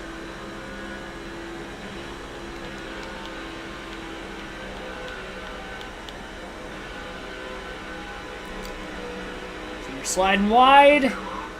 Gordon looking low. Junior trying to block. He thought about it. He second-guessed himself. Usually, when you second-guess yourself, it typically doesn't work out, but it actually still did for Earnhardt that time. Can't get to the bottom, though. He's in the wake of the dirty air of the lap car of Kenny Schrader. He's barely holding on to the lead on Gordon, who has challenged the last couple corners all of a sudden. Gordon looking a lot better on the longer run this time than what he was earlier. Now Schrader stays wide out of the way. Gordon overdrove the corner. He's going to get trapped behind Schrader. Junior clears the 49 car off turn 4, and Carl Edwards is going for second under Gordon after his failed attempt at trying to take the lead. Just past the halfway mark in today's race, time for tonight's trivia question on the channel. With the Watkins Glen race yesterday for the NASCAR Cup Series, we're going to have a Watkins Glen track fact, as I couldn't get that question out to you during the live commentary stream yesterday, so I have it here for you guys today. Who is the only driver to win a rain-shortened Watkins Glen Cup race in NASCAR history? That is tonight's question, and I figured that was a fitting question to ask and to try and dig out of, considering that there was rain at the beginning of the race yesterday. But it was back in an era where there was no rain racing in NASCAR like we can see now on the road courses. So, who is the only driver in NASCAR history to win a rain-shortened Watkins Glen Cup race?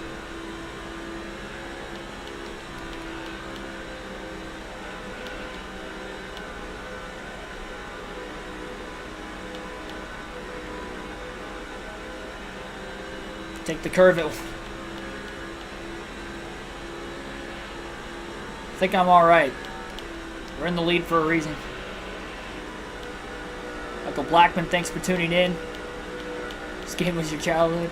Yeah, I didn't play this as much as like NASCAR 5, NASCAR 7 growing up. I don't know why. It was probably too hard for me when I was a kid.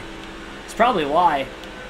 Because I don't, for whatever reason, the cars are so much like, almost like more unstable. Like there's less downforce in this game compared to 07 and 05, from what I remember. Although 07 I played more on the PSP, so it was a little different. It is not Rusty Wallace. Michael Turner actually got the question correct. Kyle Petty. Yep, in Cup. So Kyle Petty is the answer, and the year was 1992, where Kyle Petty won at Watkins Glen. It's the only rain-shortened Watkins Glen Cup race in NASCAR history. Kyle Petty won that day.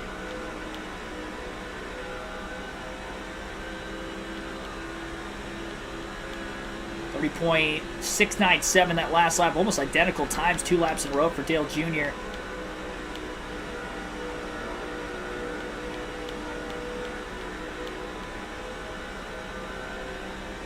Going slower and slower. It's probably because the tires are wearing out. If I had to guess. You're not going to get faster and faster and faster every single run. I mean, from run to run, that's one thing, but, you know, as your tires start to wear in racing, it's harder to grip the inside line. Jack Johnson gets the award for the biggest I'm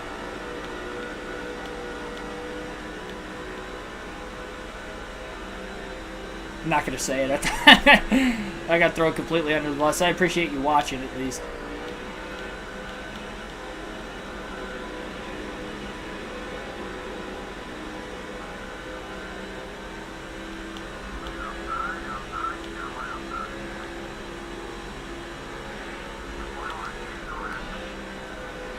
The best thing to do in these types of situations that we've seen in the chat today, we're all learning, is to just ignore it, myself included. You ignore them, they'll either shut up, go away, or watch in silence.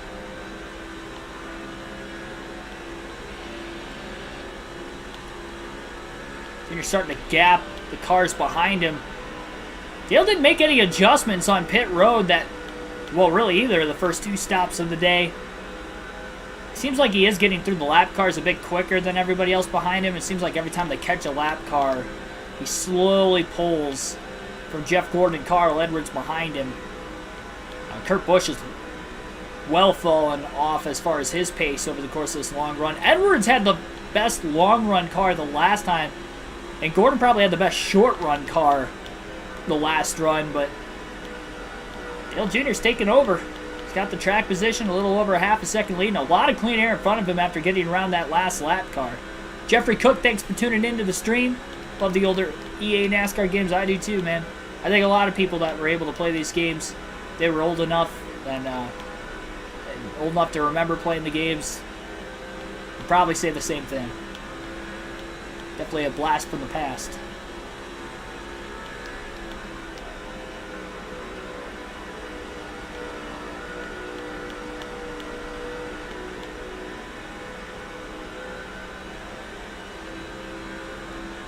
It's on Legend difficulty, as usual.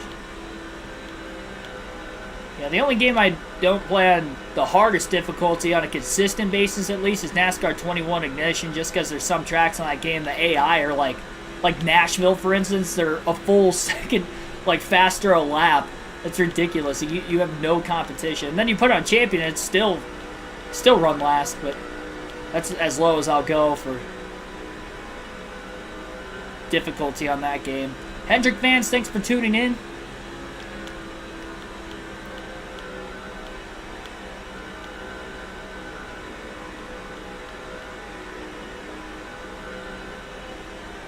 122 laps to go this time by. I'd say collectively over this run, Dale Jr.'s ran a lot faster too, and that's another reason why he is drawing this lead out, which is actually kind of surprising when you consider the fact of him being 3 seconds off the lead, so you know he was running at a very fast pace to get here, and his pace is maybe falling off a tenth of a second at the most. He was running 36.1s at one point. He's still running in the low 37s. Which again, yeah, 37 flat that last lap, which again, though, is just a blistering pace. When you compare his qualifying time, was in the 31s, 31.1. And even Jimmy Johnson, who qualified on the pole, was a nearly a 31 flat. 1/1000th of a second off from a 31 flat, qualifying for Johnson. We haven't even seen Jimmy Johnson in a while since he fell back to 5th place. Still could be there, quietly. Pressure's on, though, to just compete, lead laps, hopefully get a win just with all these chase drivers running up towards the front. Talladega is the only race we have seen half of the chase drivers finish in the top 10. The other 2 chase races, we've seen at least 7 chase drivers finish in the top 10. Talladega, we had 5, 7 at Dover, and we had 8 at New Hampshire. Jeff Gordon a bit faster these last couple laps than Dale Jr.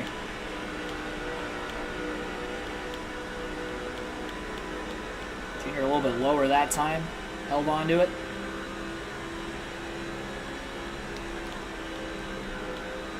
A wide racing is normal.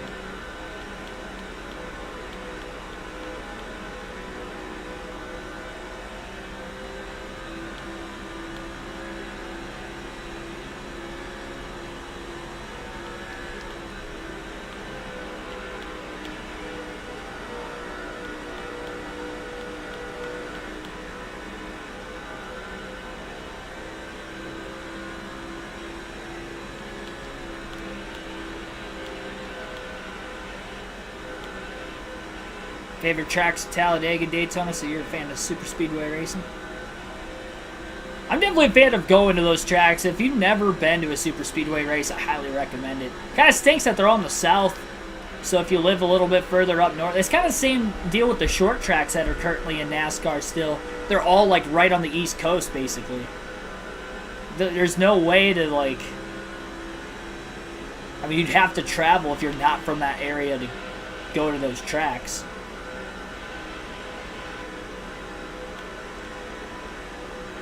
In the Midwest, there's a lot of bigger tracks, for instance, bigger ovals that aren't super speedways like Michigan, Indianapolis, Pocono.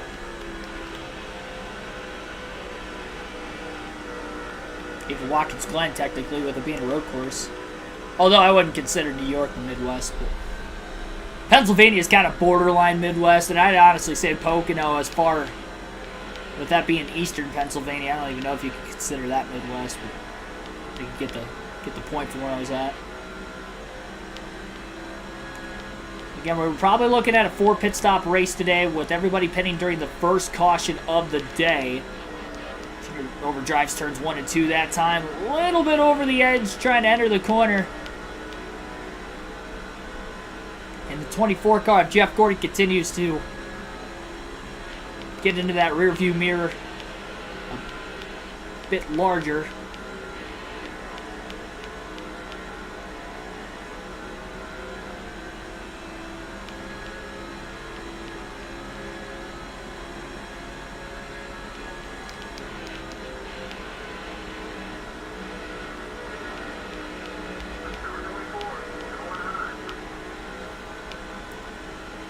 Well, the classic Earnhardt-Gordon rivalry continues again today. We saw it at Talladega on full display a couple nights ago on Saturday, and on this Monday evening, Gordon has reeled in Jeff.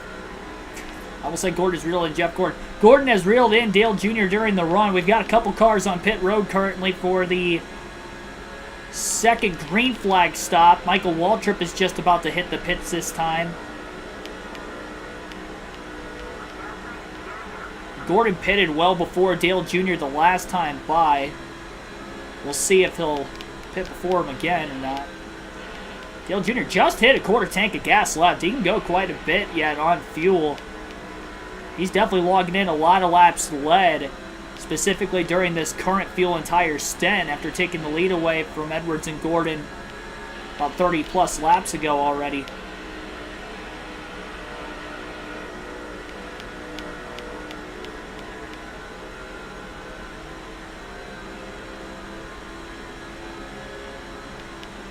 Well, you got to figure, too, Atlanta NASCAR Heat 5 is a 550 package track, so you got less horsepower and higher downforce in these cars here.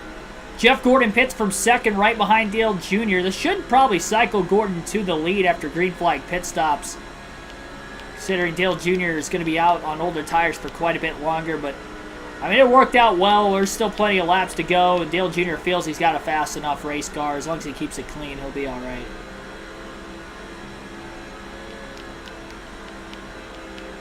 Which he pretty much has all day.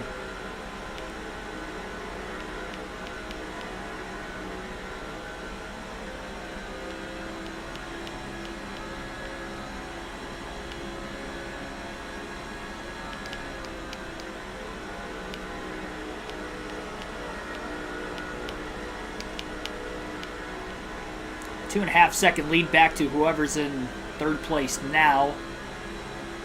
Well, second place now.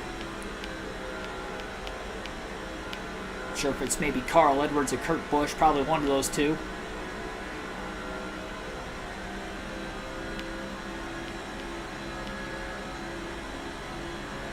I look 36 even this late in the run.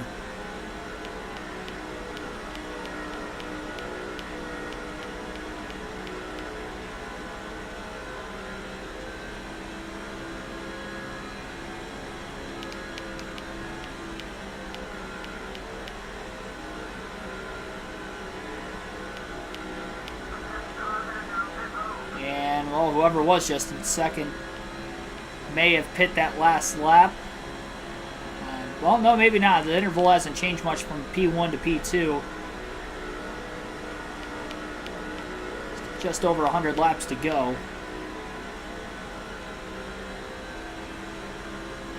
Do an undercut attempt? I don't know what you mean by that.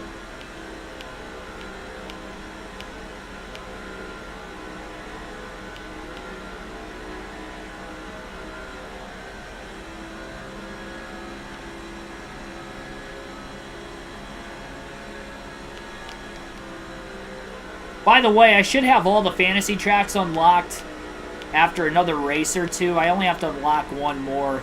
And honestly, with leading as many laps as I am, I'm probably going to get a lot of skill points in this race. So we will have the custom schedule season with all the fantasy tracks up for play and up for the custom schedule season across all three series. Of course, you can only run the fantasy road courses on the Cup side, except for Old Spice Speedway. You can run on the Busch and Truck series, but I do actually have those schedules made already. I'll probably put them in the community tab within the next couple weeks, because we're only a couple weeks out from starting those seasons, because after tonight we only have 6 Cup races left. I believe 5 Busch and 5 Truck races left, so it is coming down to the wire, and we should wrap things up, if I had to imagine, in the next 2 or 3 weeks. I'd probably say the first week of the playoffs in real life is about the time we'll end up finishing this season. After the Darlington race, but before the Kansas series. Honestly, before I leave for Kansas that week, we'll probably have the season done, which would be ideal. I'd hate to take a break right before the championship. We'll see how it all plays out, though.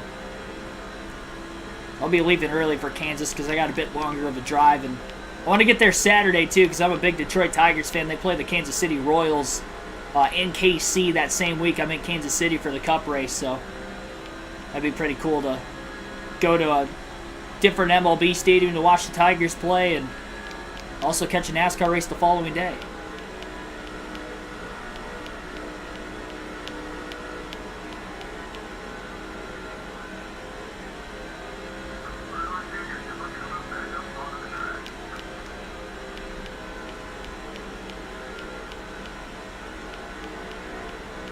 Walmart Raceway with the cheat code.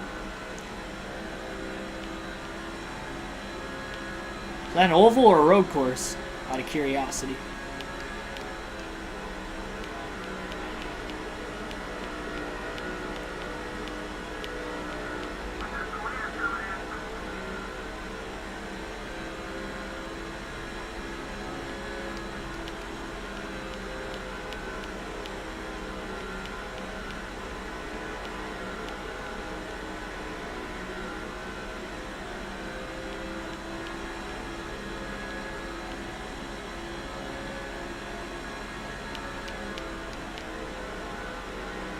19-second lead for Dale Jr. Still one car trying to stay out as long as they can. And I think it was Martin Truex Jr. who was the same car that stayed out the longest other than Dale Jr. the last set of stops. So a couple DEI cars stretching quite a long ways.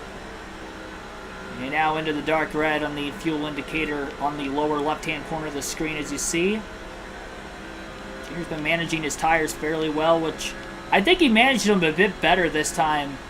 Despite pushing as hard as he was to try and catch the leaders, just by simply keeping the car smooth, not making contact with anybody, keeping it off the wall, as he's done most of the day anyway. But I'd say that last fuel and tire stem was probably the most clean run of the race so far. The right rear's starting to wear out a little bit. 100 laps to go at the start-finish line for Dale Earnhardt Jr. He's had a lot of clean air in front of him. He hasn't had a lap car. He's had to pass it quite some time as well, which has also helped with the tires. Oh, geez, I was looking at the chat. My bad. A little too long down that back straightaway.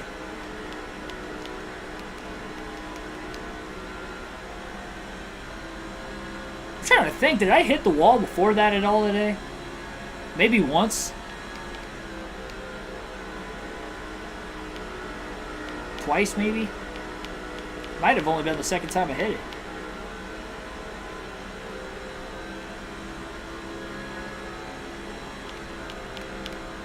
Dale Jr. is going to pit at lap 170. He'll stay out this time by. He'll pit the following time by. Trying to stretch this fuel tank out as far as he possibly can once again. Trying to lead every lap possible. Hopefully he can clinch the most laps led by the time he makes his final stop. Maybe he won't take it quite as far. It doesn't look like we're going to get the third caution of the day, and he's going to have to make sure he gets to pit road without speeding and hopefully without wrecking this time as well. And just like the last time, he's not going to have anybody directly behind him, so he can try to use the racetrack. Don't want to spin in this situation as he just is able to coast to pit road. He timed that perfect right as he was braking to try to turn left to make it into the pits. He ran out of gas, so that was the perfect time to run out because obviously the pit lane was right there and he didn't actually have to coast it all around the racetrack. So timed it perfect on the fuel range there, and 4 tires of fuel. No adjustments on the 8 car once again. Third stop of the day, second under green flag conditions. Where's Bliss? Last I saw he was in like 18th or 19th, so he's been about mid-pack most of the race.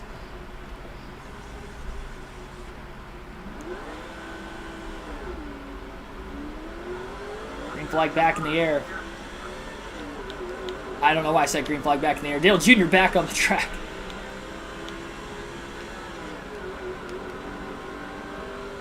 Jeff Gordon in the 24, going to cycle back as the leader, as we imagine that would probably be the case. Carl Edwards to P3, P2 rather. Gordon is about 2.8 seconds ahead of Dale Jr. Not the same deficit Jr. faced the last time. Carl Edwards not that far in front of him in second.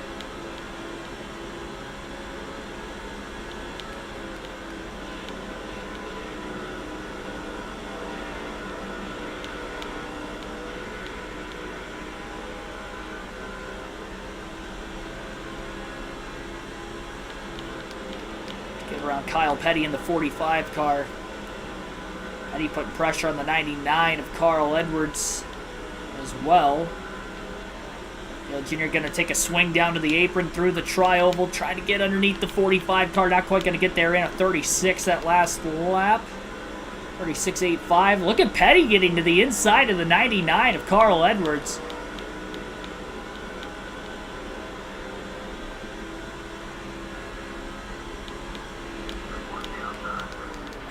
Overdrove the corner. Had to hop out of it before risk of the car spinning out. Petty still holding up Edwards, though. Even with that mistake, Dale Jr. still underneath the 99 car in the front stretch. Kyle Petty holding up Carl Edwards Jr. trying to trap the 99 behind the 45, using Petty as a pick to get to second place. Just over 2.5 seconds off the lead as Dale Jr. as he tries to run down Jeff Gordon for the race lead. He's quickly as possible with Gordon leading more laps again. I want to say Junior's probably led the most at this point, but obviously is not locked in the most laps led.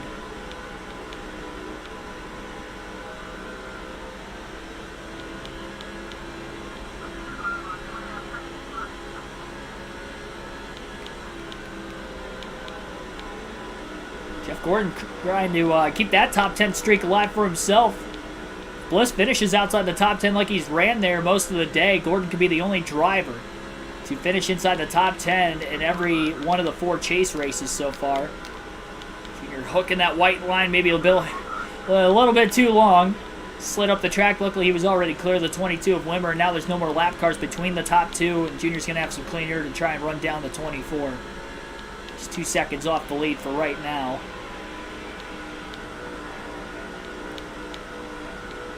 We're going to take our final drive with the 15 car of Michael Waltrip as we have 91 laps to go this time by.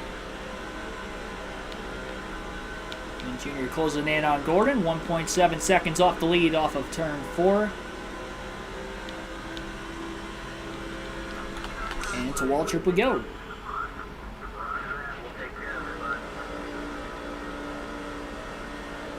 Michael Waltrip's having a good run in 12th place right now. Oh, jeez.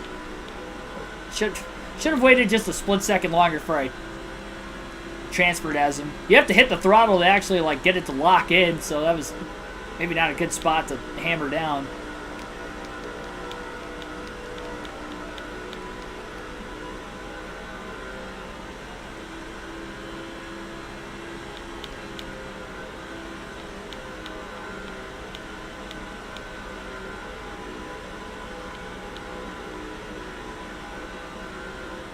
So 16.8 seconds off the lead is Waltrip right now. 30.918 that last lap for Waltrip. Cool to see Mikey get a top 10 today at Kansas. He's got a shot. He hasn't been in the top 10, I don't believe, at all today. Actually, he gained spots on pit road. He restarted 10th after that first caution, but it was just for that split second. He was in 10th and he got passed by a car on the restart.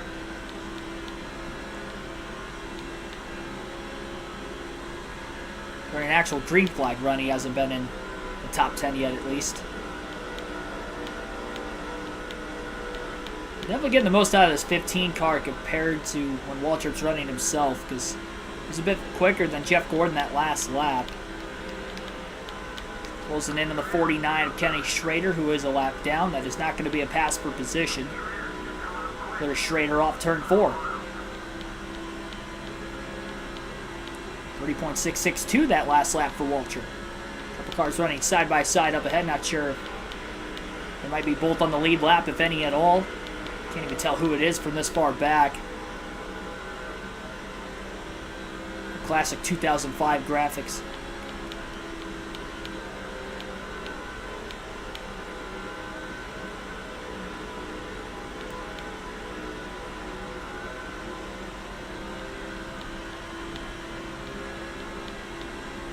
.87 laps to go at the Kansas Speedway. Live on KRC tonight. NASCAR 06 action in our Do It for Dale Cup Series season.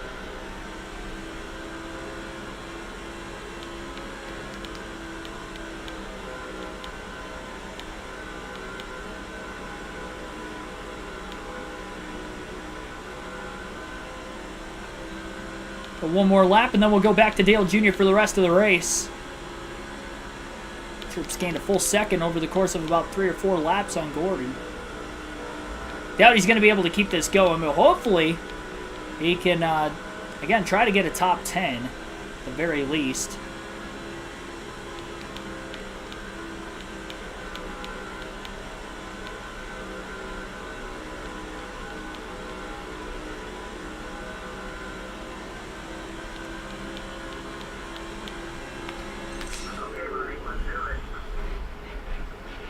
.85 laps to go.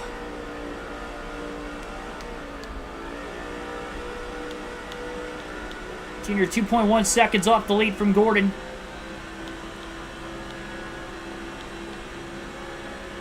Now we have 84 laps to go.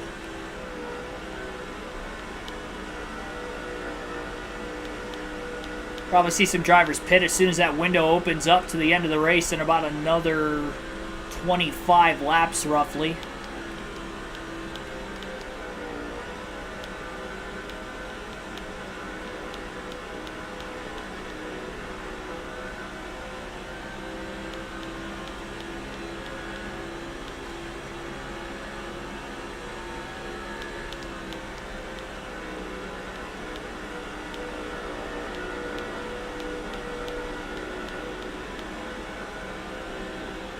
Jimmy Spencer's the next lap car right in front of the 8 of Dale Jr.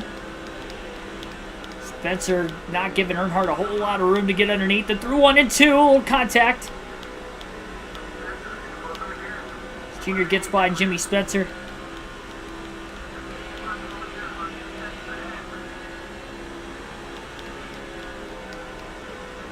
Scrubbed off a little time with that contact. Gordon, meanwhile, has just got by another lap car. Looks like maybe Jeff Green in 43. Noah Hall, thanks for tuning in.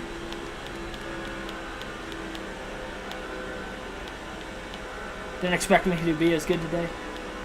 Yeah, I mean, we've had a clean race all day. It is, for Dale Jr. at least, but we've had 2 cautions.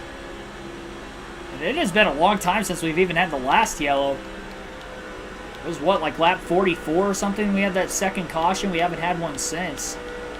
Well over 140 laps since the last restart. Then over half the race has gone through a couple sets of green flag stops since then. Still a one-stopper yet to the end. And it is Jeff Green. And my eyes are good.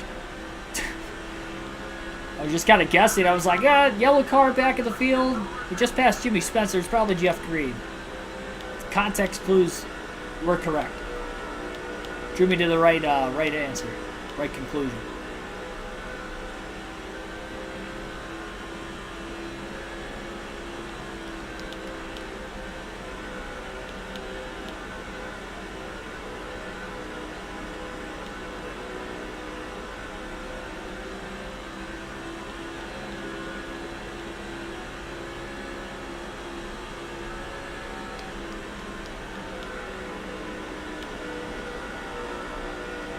GC1424, thanks for tuning in. Green Bay fan, yep.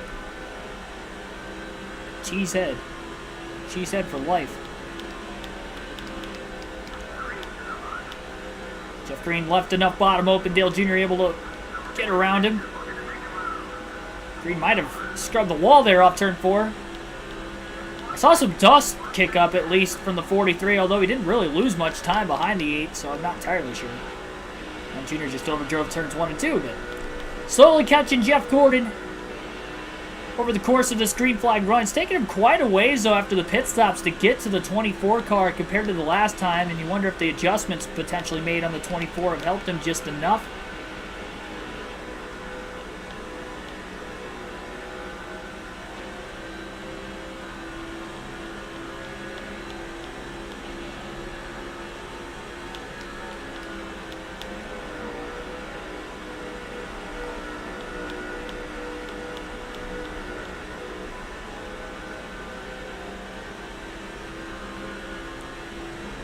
Like about 4 cars potentially out of the race with engine failures. Dale Jarrett, Matt Kenseth, Terry Labonte. I'm not sure who the other driver is. Just noticed that there's 4 cars there. It looks like 3, but it is 4 because 2 of them were in pit boxes right behind Dale Jr. when we made that last green flag stop.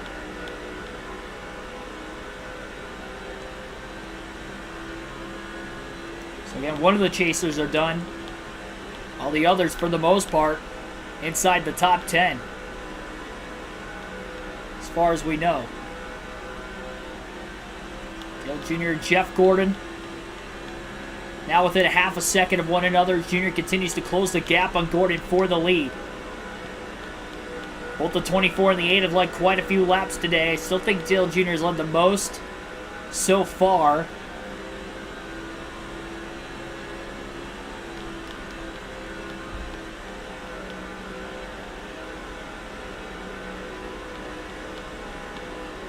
closing in on another lap car of Sterling Marlin in the 40. Torres, thanks for tuning into the stream.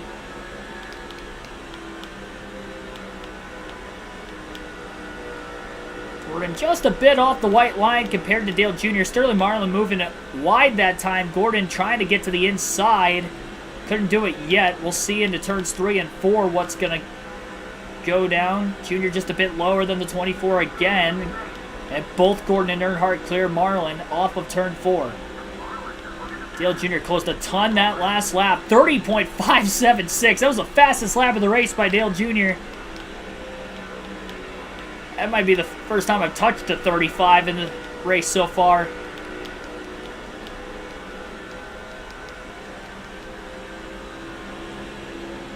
Dale Jr. all over Jeff Gordon, looking for the lead in 3 and 4.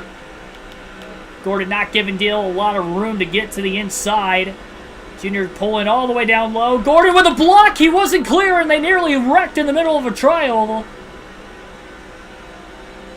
Jr. hops out of the gas to catch his race car.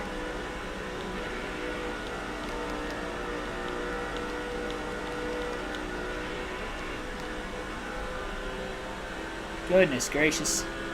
If it wasn't bad enough, these two had it out for each other at Talladega a couple nights ago, and now we've got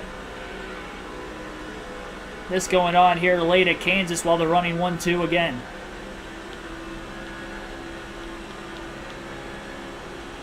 Lap was like a half a second slower than the lap before that.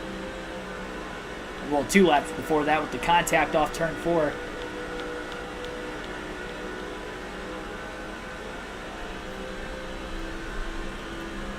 Well, my deal is if I cause a caution, then I pride myself on driving cleanly, so if I cause a yellow, I usually pit, but I can't take fuel or tires. I put myself to the back.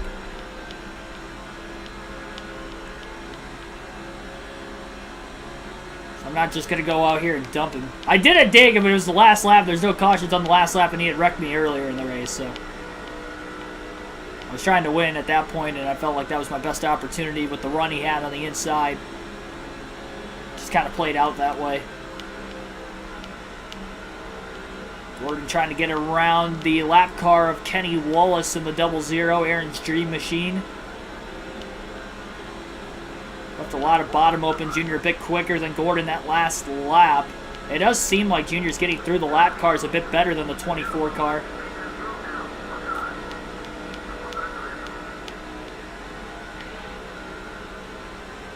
Shane Meal in the 08 will be the next lap car. He's already 1 lap down, so he's about to be the first car 2 laps down, if I'm not mistaken. As Kenny Wallace is 2 down. After Gordon and Earnhardt just passed him. Jeff Gordon's not going to make this easy for Dale Jr., I'd have to imagine. As we have 68 laps to go, and we are not too far outside the fuel window.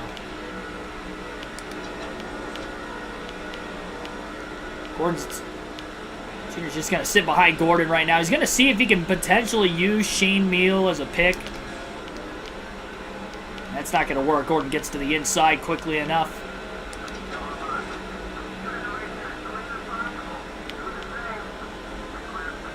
Maybe the next lap car, that might be the way around Gordon.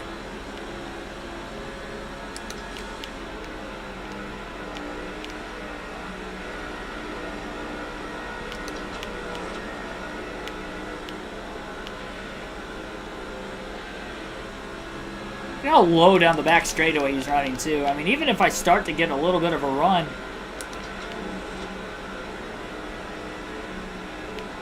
being very aggressive.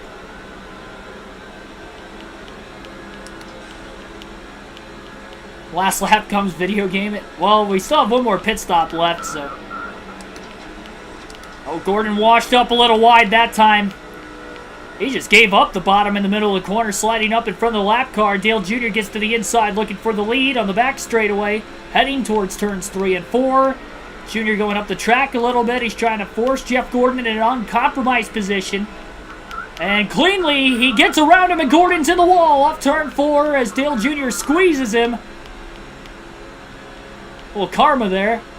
And Dale Jr. back in the lead again at Kansas.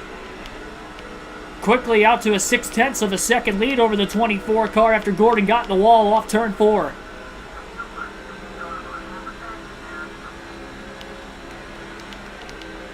Gordon had the choice to lift. He chose not to, and into the wall he went.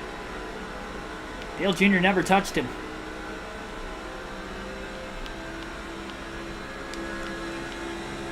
Another 36 that last lap by Dale Jr. He's been consistently doing that over the course of the second half of this race. More laps, he runs more comfortable. He's feeling with this race car over the course of this first Kansas race on NASCAR 6 for the Cup Series.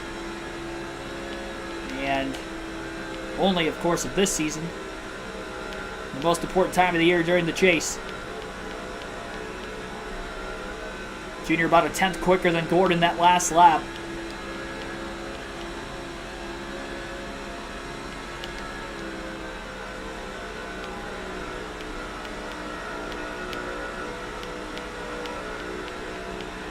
Next question is, will we stay green to the end? Because we have had a green flag run going longer than 160 laps already during this current run.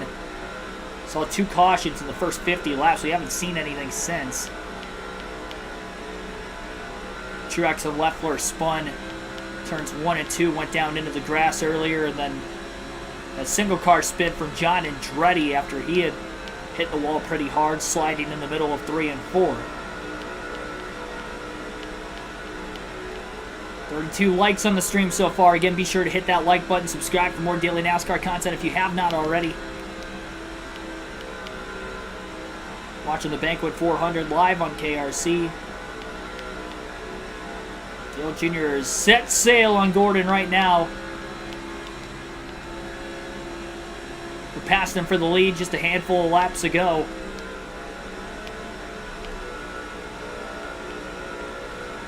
Probably the 6th or 7th different time Dale Jr. has led in this race, maybe even more.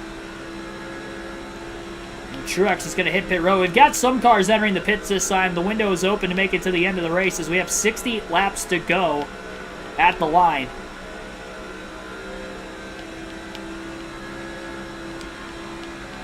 Just over a 1 second lead now for Dale Jr. over Jeff Gordon. Gordon held up his own during the long run the last time, but it doesn't seem like that's the case this time around. And you wonder if him getting into the wall off turn 4 has just affected the handling in his race car a bit more, making that major mistake. That is also allowing Dale Jr. to quickly pull away. It put some time on him.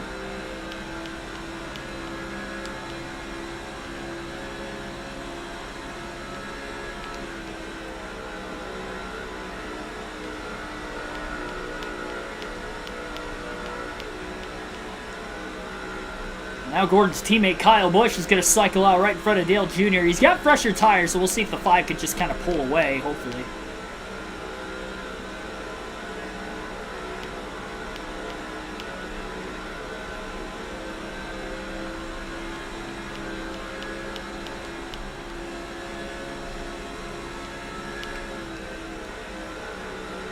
Busch leaving at least the bottom open for Jr. to get some clean air this time.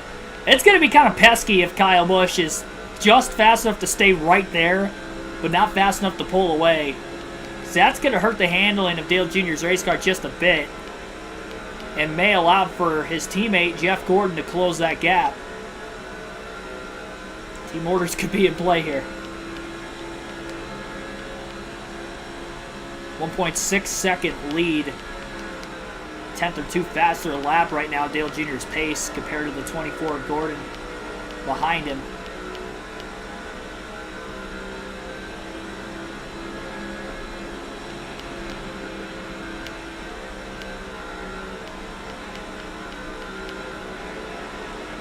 Dale Jr. closing in on Kyle Busch in the 5.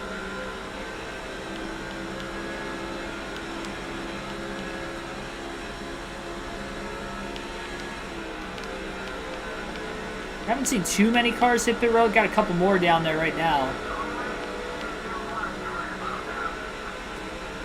Kyle Busch to the inside of Rusty Wallace. One of the generated drivers have just passed Rusty.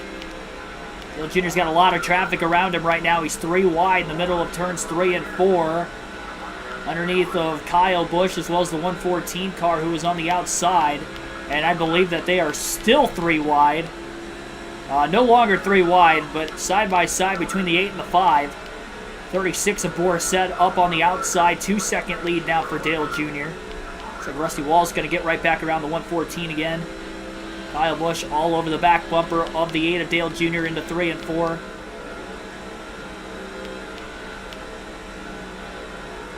Jr. and Busch will clear Borisset off turn 4. Jr. getting a little arrow loose in the trioval with the 5 car directly on his back bumper.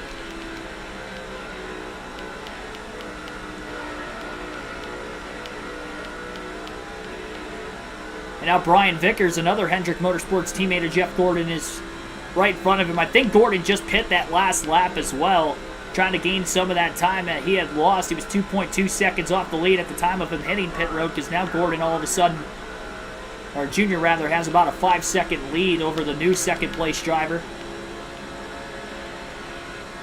Junior's getting really loose with that 5 car directly in line behind him. This car was not this loose before. He's gonna put some separation on Kyle through 1 and 2, it looks.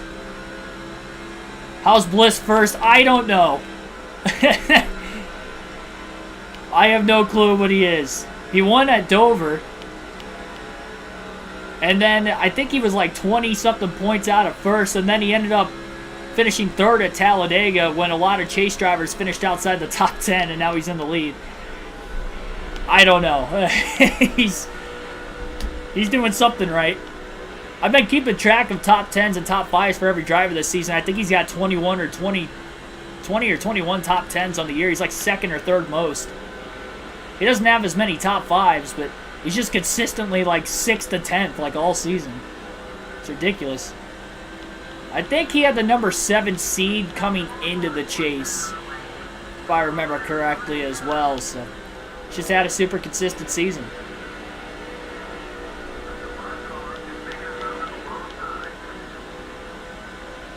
$50 laps to go this time by.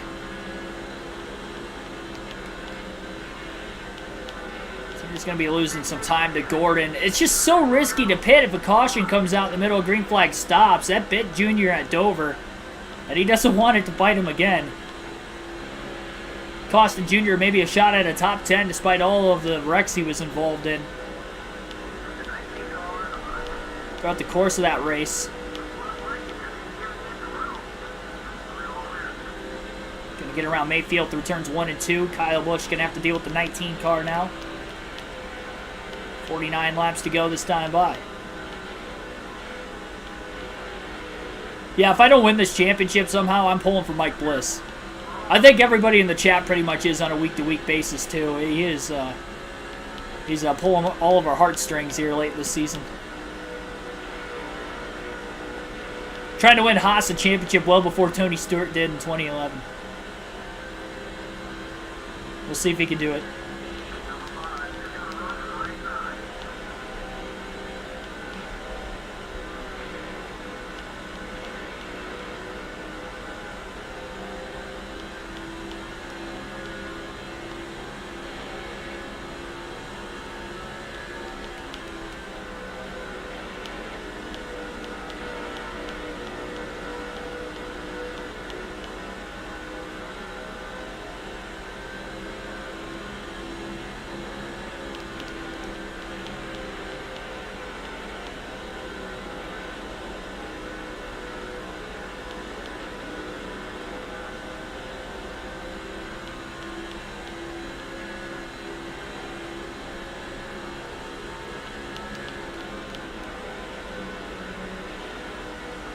John Andretti still in the race after wrecking earlier on in the day.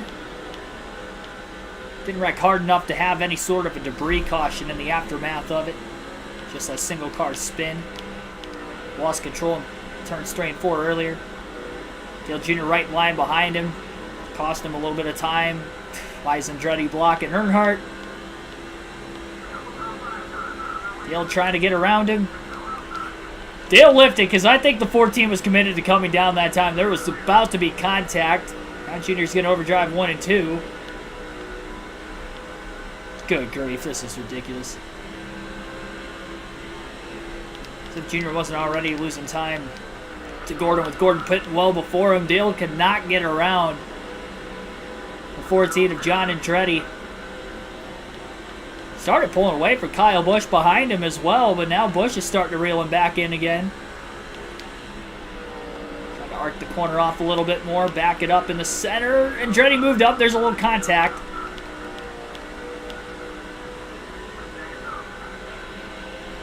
Oh, come on.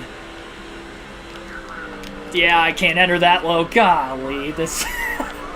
Oh, my goodness. This is where it gets frustrating at this point. This is not ideal for Dale Jr. John Andretti's already one lap down, even if he... I don't know if he pitted or not yet, but even if he didn't pit, he was already one lap down. Now he's on the outside. Kyle Busch is going to get around Andretti pretty quickly. Dale Jr. will follow Busch's line on the bottom, and he is also going to get finally to the inside of Andretti into 3 and 4 and get around him. And now he's going to have to get around the 5 of Kyle Busch again. For passing him a little while ago. R6, thanks for tuning into the stream.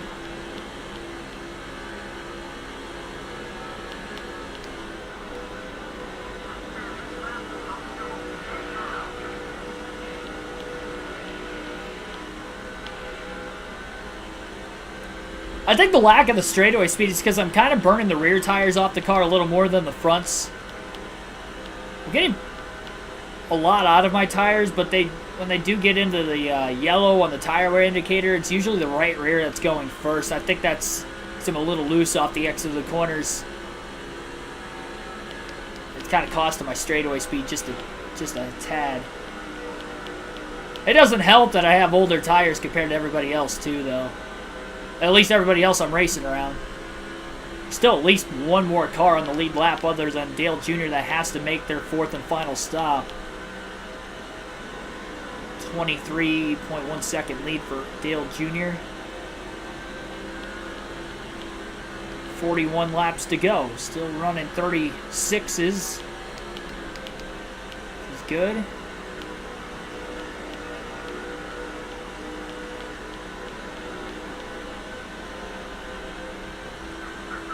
Thank goodness the apron isn't as treacherous at Kansas compared to Dover a couple races ago, because I've clipped that like a handful of times in the race today, and I haven't gotten extremely loose at least. Dover, it just turns you right around. Like, you have no chance to save it, really.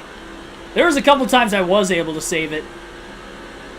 I think Dale Jr. just ran his fastest lap of the race that last time by. I don't know where he pulled that out of, but he did. 30.575. Or about as old of tires as you can get at this juncture of the fuel and tire stint. Probably is the draft behind Kyle Busch on the straightaways, but even still, I mean, I can tell the car's a little tighter in the corners behind him, but for whatever reason, Junior's putting together some good laps. Still.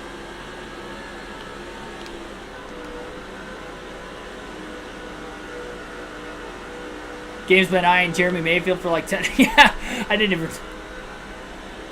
I noticed that when we passed him earlier and it hadn't gone away. I didn't realize it was still there. My laptop kind of covers like the bottom of the screen, so I usually don't pay attention to that area of the screen.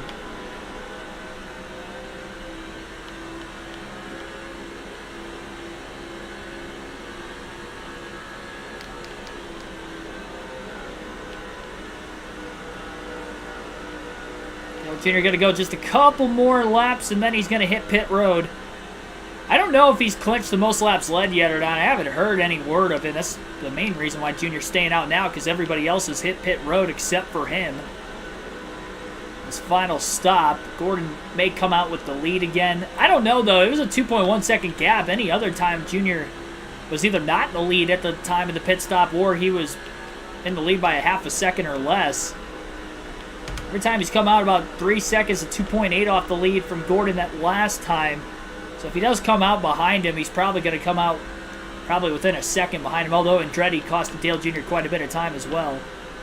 Jr. will stay out this lap. He'll pit the following time by at lap 232. Race went from entertaining to a snooze fest so fast. It's insane. Yeah, this is it was a great race for about the first 2/3. We just had this extremely long green flag run that's really spaced the field apart. Had a little 3-wide battle off the exit of turn 2 just up ahead. Cars going at it into turns 3 and 4, still 3 wide. I think that was Scott Wimmer, 22 car up towards the outside. Not sure who was underneath him. Junior going to pit this time off turn 4. Oh no, he might miss the pits. He got down. That was a close one. He carried quite a bit of speed. He got all he could out of the car before making the left-hand turn onto pit road, and he almost missed the pits. That would have been terrible. 4 tires stop for Dale Jr. Again, no adjustments. Hasn't had to make any adjustments all day. And this will be the final pit stop. Gonna need a clean one. I will give credit to this 18. They've been fairly clean all chase long. They had a slow stop at Dover once, but it was on a pit stop where nobody else pitted anyway, so it didn't matter. And another quick one here. 14.9 seconds. Blistering. They've had their best game here in the chase so far.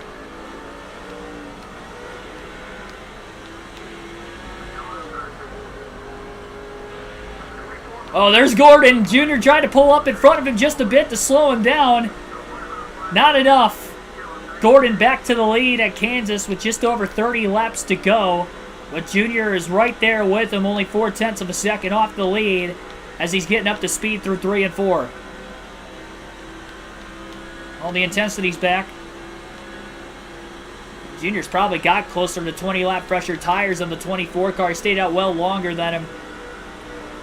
We're not going to be easy to pass. He was throwing a lot of blocks. Like we saw out of John Andretti a while back. A lot of lap cars not too far in front of the leaders as well. The Junior's got time to get around him. We'll try to be smart about it.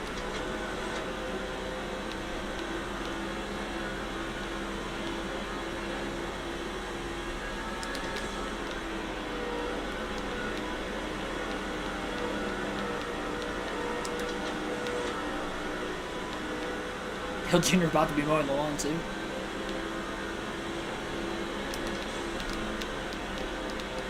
Gordon got to get to the inside of the lap car. 198, but he overdrives the corner. 3 wide, Junior up high. Trying to squeeze Gordon with the lap car. And we've got a battle for the lead down the front stretch into turn 1. Junior hangs it on the bottom. Dale Earnhardt Jr. trying to get to the lead off turn 2 and clear of Gordon barely off of the exit of turn 2. Well, that didn't help. To give Gordon a little speed boost going into 3 and 4. Junior went a bit wider than what he wanted to, middle of the backstretch, and Jeff Gordon's trying to take it back with a crossover. And battle's not done yet. Earnhardt led that lap. Official lead change at the line. Door to door for the lead again at Kansas between Dale Jr. and Jeff Gordon. And Gordon is going to be able to pull clear of Earnhardt again. Off turn 2. Brian Vickers coming up. Will he help his teammate out? Junior hooks the bottom on the white line. Door to door again with Jeff Gordon. Earnhardt again led that lap. 30 to go. Gordon's really squeezing Earnhardt. Not enough, though. Junior back to the lead. Defensive line on the backstretch, just in case Gordon went to make the move. Now he will into turns 3 and 4. And hopefully Dale Jr. can start to set sail again. Gordon was holding on for about all he could there. Brian Vickers is the next lap car.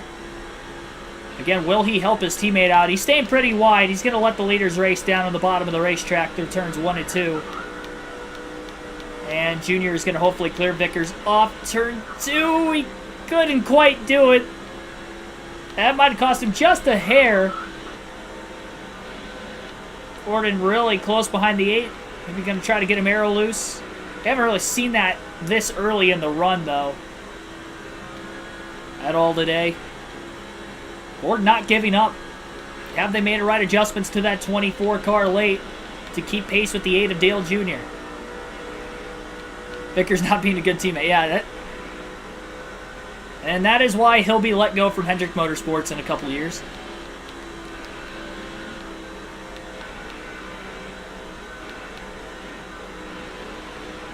Was Brian Vickers ever a good teammate? I mean, let's be honest.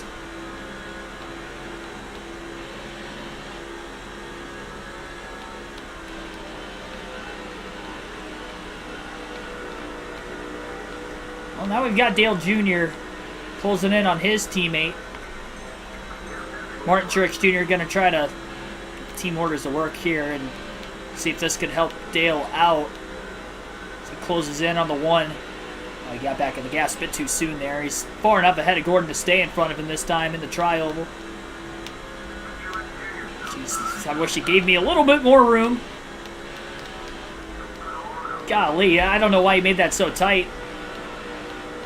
Alright, he's going to follow Dale just a little bit now. Now we'll see if he can block. So Truex going to try to hold up Jeff Gordon just a bit more. Well, that didn't go very well. Truex is up high, and Gordon's going to get under him quickly through turns 3 and 4, and clears him right away. He held him up just a bit, because now there's about a 2 to 3 car length gap between the 8 and the 24, as we now have reached 25 laps to go at Kansas. Well, Truex did a better job of being a teammate than Brian Vickers. I'll give him that. I don't know why he reined me so tightly on the front stretch, though. I was desperately trying not to hit that apron. Or hit him. I want to see a caution late in the race. It's what happened at Talladega when Jeff Gordon and Dale Jr. were 1-2 at the front of the field, way ahead of everybody else. We had a caution with 14 to go, and then all heck broke loose after that.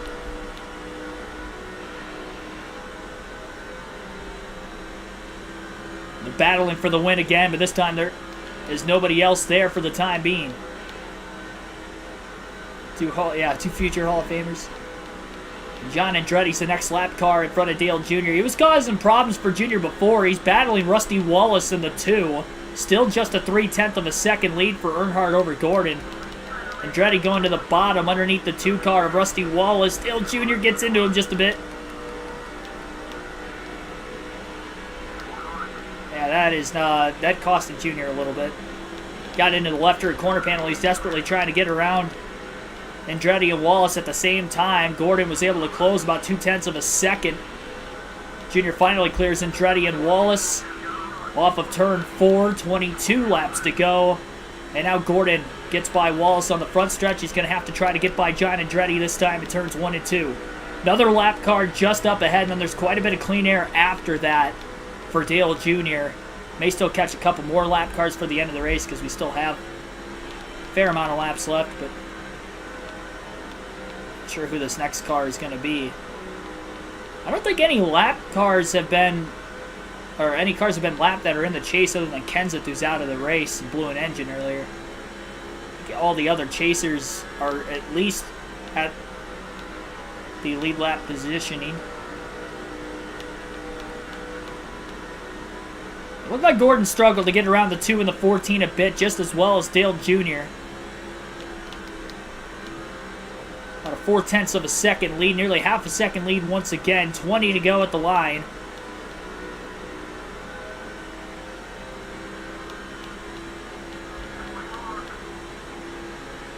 Earnhardt almost a 10th quicker than Gordon that last lap. That wasn't even one of Junior's best laps either. He's faster than the 24 if he can just hit his marks. I think he's proven that over the course of the long runs today. Gordon's had more of a short run car in general.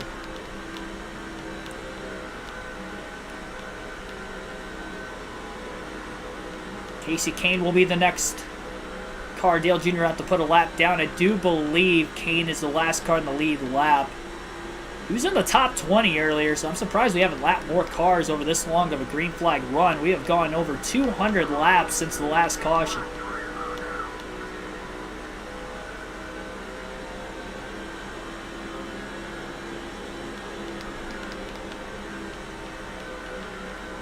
Kane running the bottom. Not all the way on the white line like Dale Jr. was there. Into the tri-oval. Dale Jr. to the inside of Casey Kane. Caution with 18 to go. Here we go again. My good, every race, my goodness. 3 races in a row we have had a caution with less than 20 to go. Boris said Big pile up behind him. Kurt Busch was involved, one chaser. Seth has crashed off turn 4, and then Kenny Wallace and Kurt Busch pile in from behind. Oh, this is just unbelievable. I cannot believe that 3 races in a row in the Cup Series. Gordon's going to have another shot. And we've got lappers on the inside of the lead lap cars as well, and Brian Vickers will be the first one on the inside. Dale Jr. Casey Kane got the free pass. Virtue of the caution as the green flag's back in the air. 14 laps to go. At Kansas, Jr. didn't take off well. He's got lap cars on the inside. He's still trying to get to the bottom. Gordon's going to try to go up the middle. 3 wide. 3 wide for the lead on the backstretch heading towards turn 3. Leffler, the lap car on the bottom. Now they're 3 wide right in front of Dale Jr. Are they going to make it? Oh my goodness. 4 wide. Oh no, they're wrecking and around they go. Oh jeez. I did not think that that was going to end as well as it did. I think Junior primarily saved it. Oh my gosh. Truex definitely got the worst of it. Earnhardt slid sideways. He kind of saved it. I'm going to stay out. That might screw the tire wear quite a bit. Oh my goodness. There was just nowhere to go. Golly. Green flag back in the air. 10 to go. And the lap cars on the inside of the lead lap cars again. And a lot of those guys got back on the lead lap. And Tony Stewart's in second out of nowhere.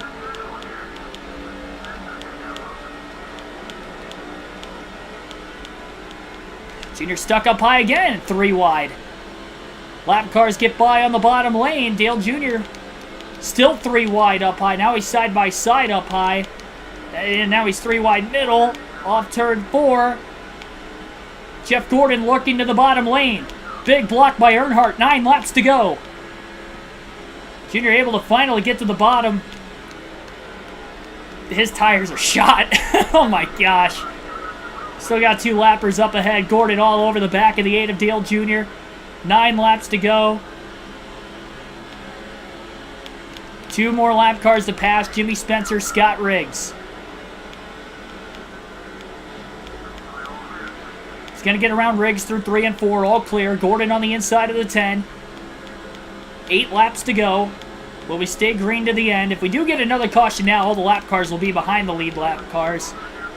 4 cautions in today's race. Couple back-to-back in these final 18 laps. Jimmy Spencer blocking Dale Jr. off turn 2 as Jr. gapped Gordon through 1 and 2. Come on, Jimmy. Jimmy Spencer is holding up Dale Jr. Remember, Marlin held up Jr. on the last lap at Talladega and allowed for Gordon to get a big run to the inside before the big one happened going into 3 and 4. 7 laps to go. Jr. finally to the inside of Jimmy Spencer. Spencer goes way wide through 3 and 4.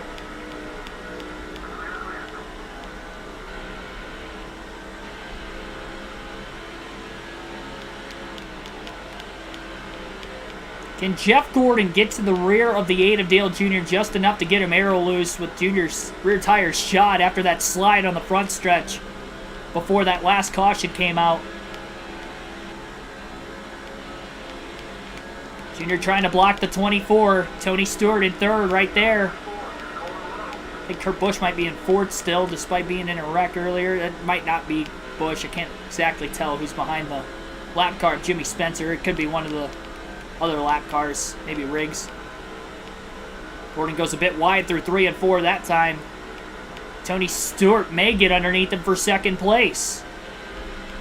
5 laps to go at Kansas. Will we stay green to the end, or could a caution come out ending the race under yellow at this point?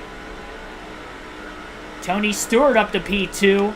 He has not had a top 10 in the first 3 chase races, looking to rewrite that today. Trying to get his first and potentially a win as he's up to 2nd.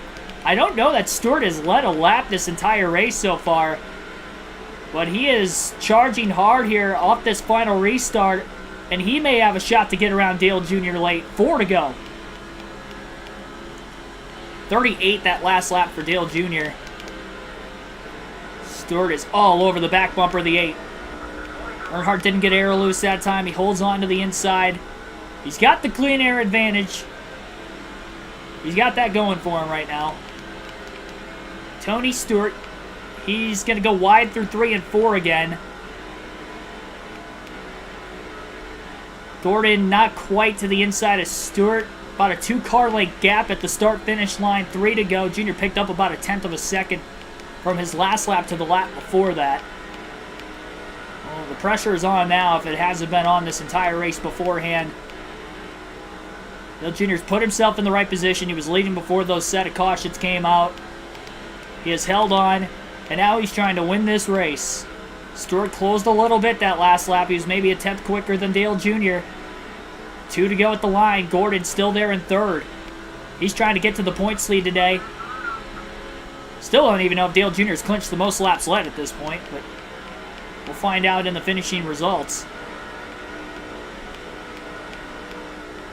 Tony Stewart a bit quicker through 1 and 2 again than Dale Jr. Jr. hit his marks pretty well as he was hooking that white line all the way through the corner. Sergeant Deadhead, thanks for tuning in. Stewart going wide through 3 and 4. It's going to cost him a bit of time, and they'll be coming to the white flag. 1 lap to go. No cautions on the final lap. We saw that on full display in the last race at Talladega. Gordon looking low on the inside of Stewart into turns 1 and 2. Stewart not going to give up the position. He closes just a bit on Dale Jr., but is he going to be close enough to have one final shot in 3 and 4? Car length difference into the corner. Stewart with a run down the backstretch into turns 3 and 4. He cuts to the bottom in front of Gordon. Jr. holds on to the inside lane. He's not going to slip up enough off the exit of the corner. And Dale Jr. is going to win the Banquet 400 at Kansas in dramatic fashion with a couple of late race yellows. Jr. will win his 2nd race of the chase, the first driver to do so. And he is a winner here today.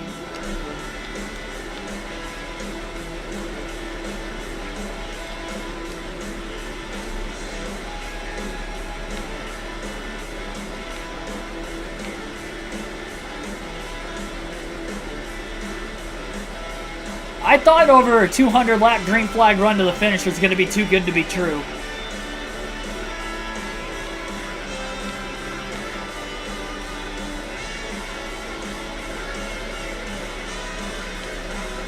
Time to check out the point standings and see how much Dale Jr. was able to close in after, of course, we get through the finishing results to today's race.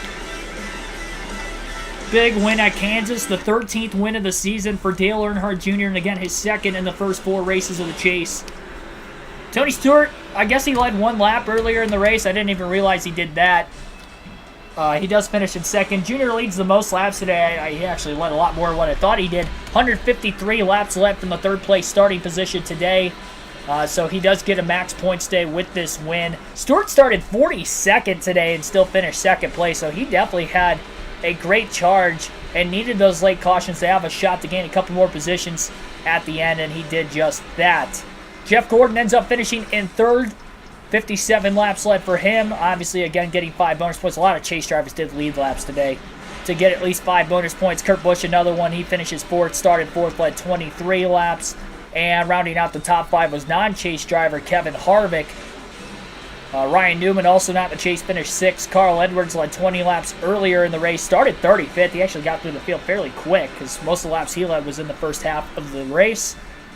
But has a 7th place finish. Elliott Sadler, great run, gets another top 10, finishing 8th. Casey Kane with one of his better runs on the season. He got, wow, what a run by Kane. Casey got the free pass under, I think it was the 3rd caution. Casey Kane got the free pass during the 3rd yellow when, who was it that wrecked? That was the one with 18 laps to go that bunched the field back up again. And Casey Kane got the free pass there and was able to get all the way back into 9th off the next 2 restarts. That was amazing by him to do so. Mark Martin rounds out the top 10 today. Kyle Busch ends up 11th. Michael Waltrip just outside the top 10, finishing 12th. Solid run, though, nonetheless, for the non-chaser Waltrip. Jimmy Johnson led 1 lap, qualified to the pole, but he was just kind of non-existent after those first couple pit stops and ends up falling back to 13th, losing some ground in the chase. Bobby Labonte finished 16th, another chaser outside the top 10. We didn't really see him at all today. Greg Biffle, we didn't see him since the beginning of the race either. He led 12 laps early, finished 19th after starting second. So both the drivers on the front row end up outside the top 10. Our teammate Martin Truex Jr. ends up 20th on the lead lap. So there were 25 cars that finished on the lead lap. And somehow, some way, Casey Kane went from... I mean, there were a couple guys that got back in the lead lap on those late race restarts. Well, the one before the caution, like Truex. There was like 3 or 4 that got back on the lead lap before that first caution after the restart. So Casey Kane, though, still went from like 22nd or 23rd to 9th in 11 laps. 10 laps. 10 laps, he goes from like 22nd to 9th. What a restart by Kane. I wonder if he might have pitted or something, took fresh tires. Either way, I mean, he saved his race. Margin of victory, 10th of a second. 2 hours, 38 minutes to get through this race today. 4 cautions, 12 caution laps, and 30 lead changes total. A lot of those in the first half of the race. Average race speed of 151.59 miles per hour today at Kansas.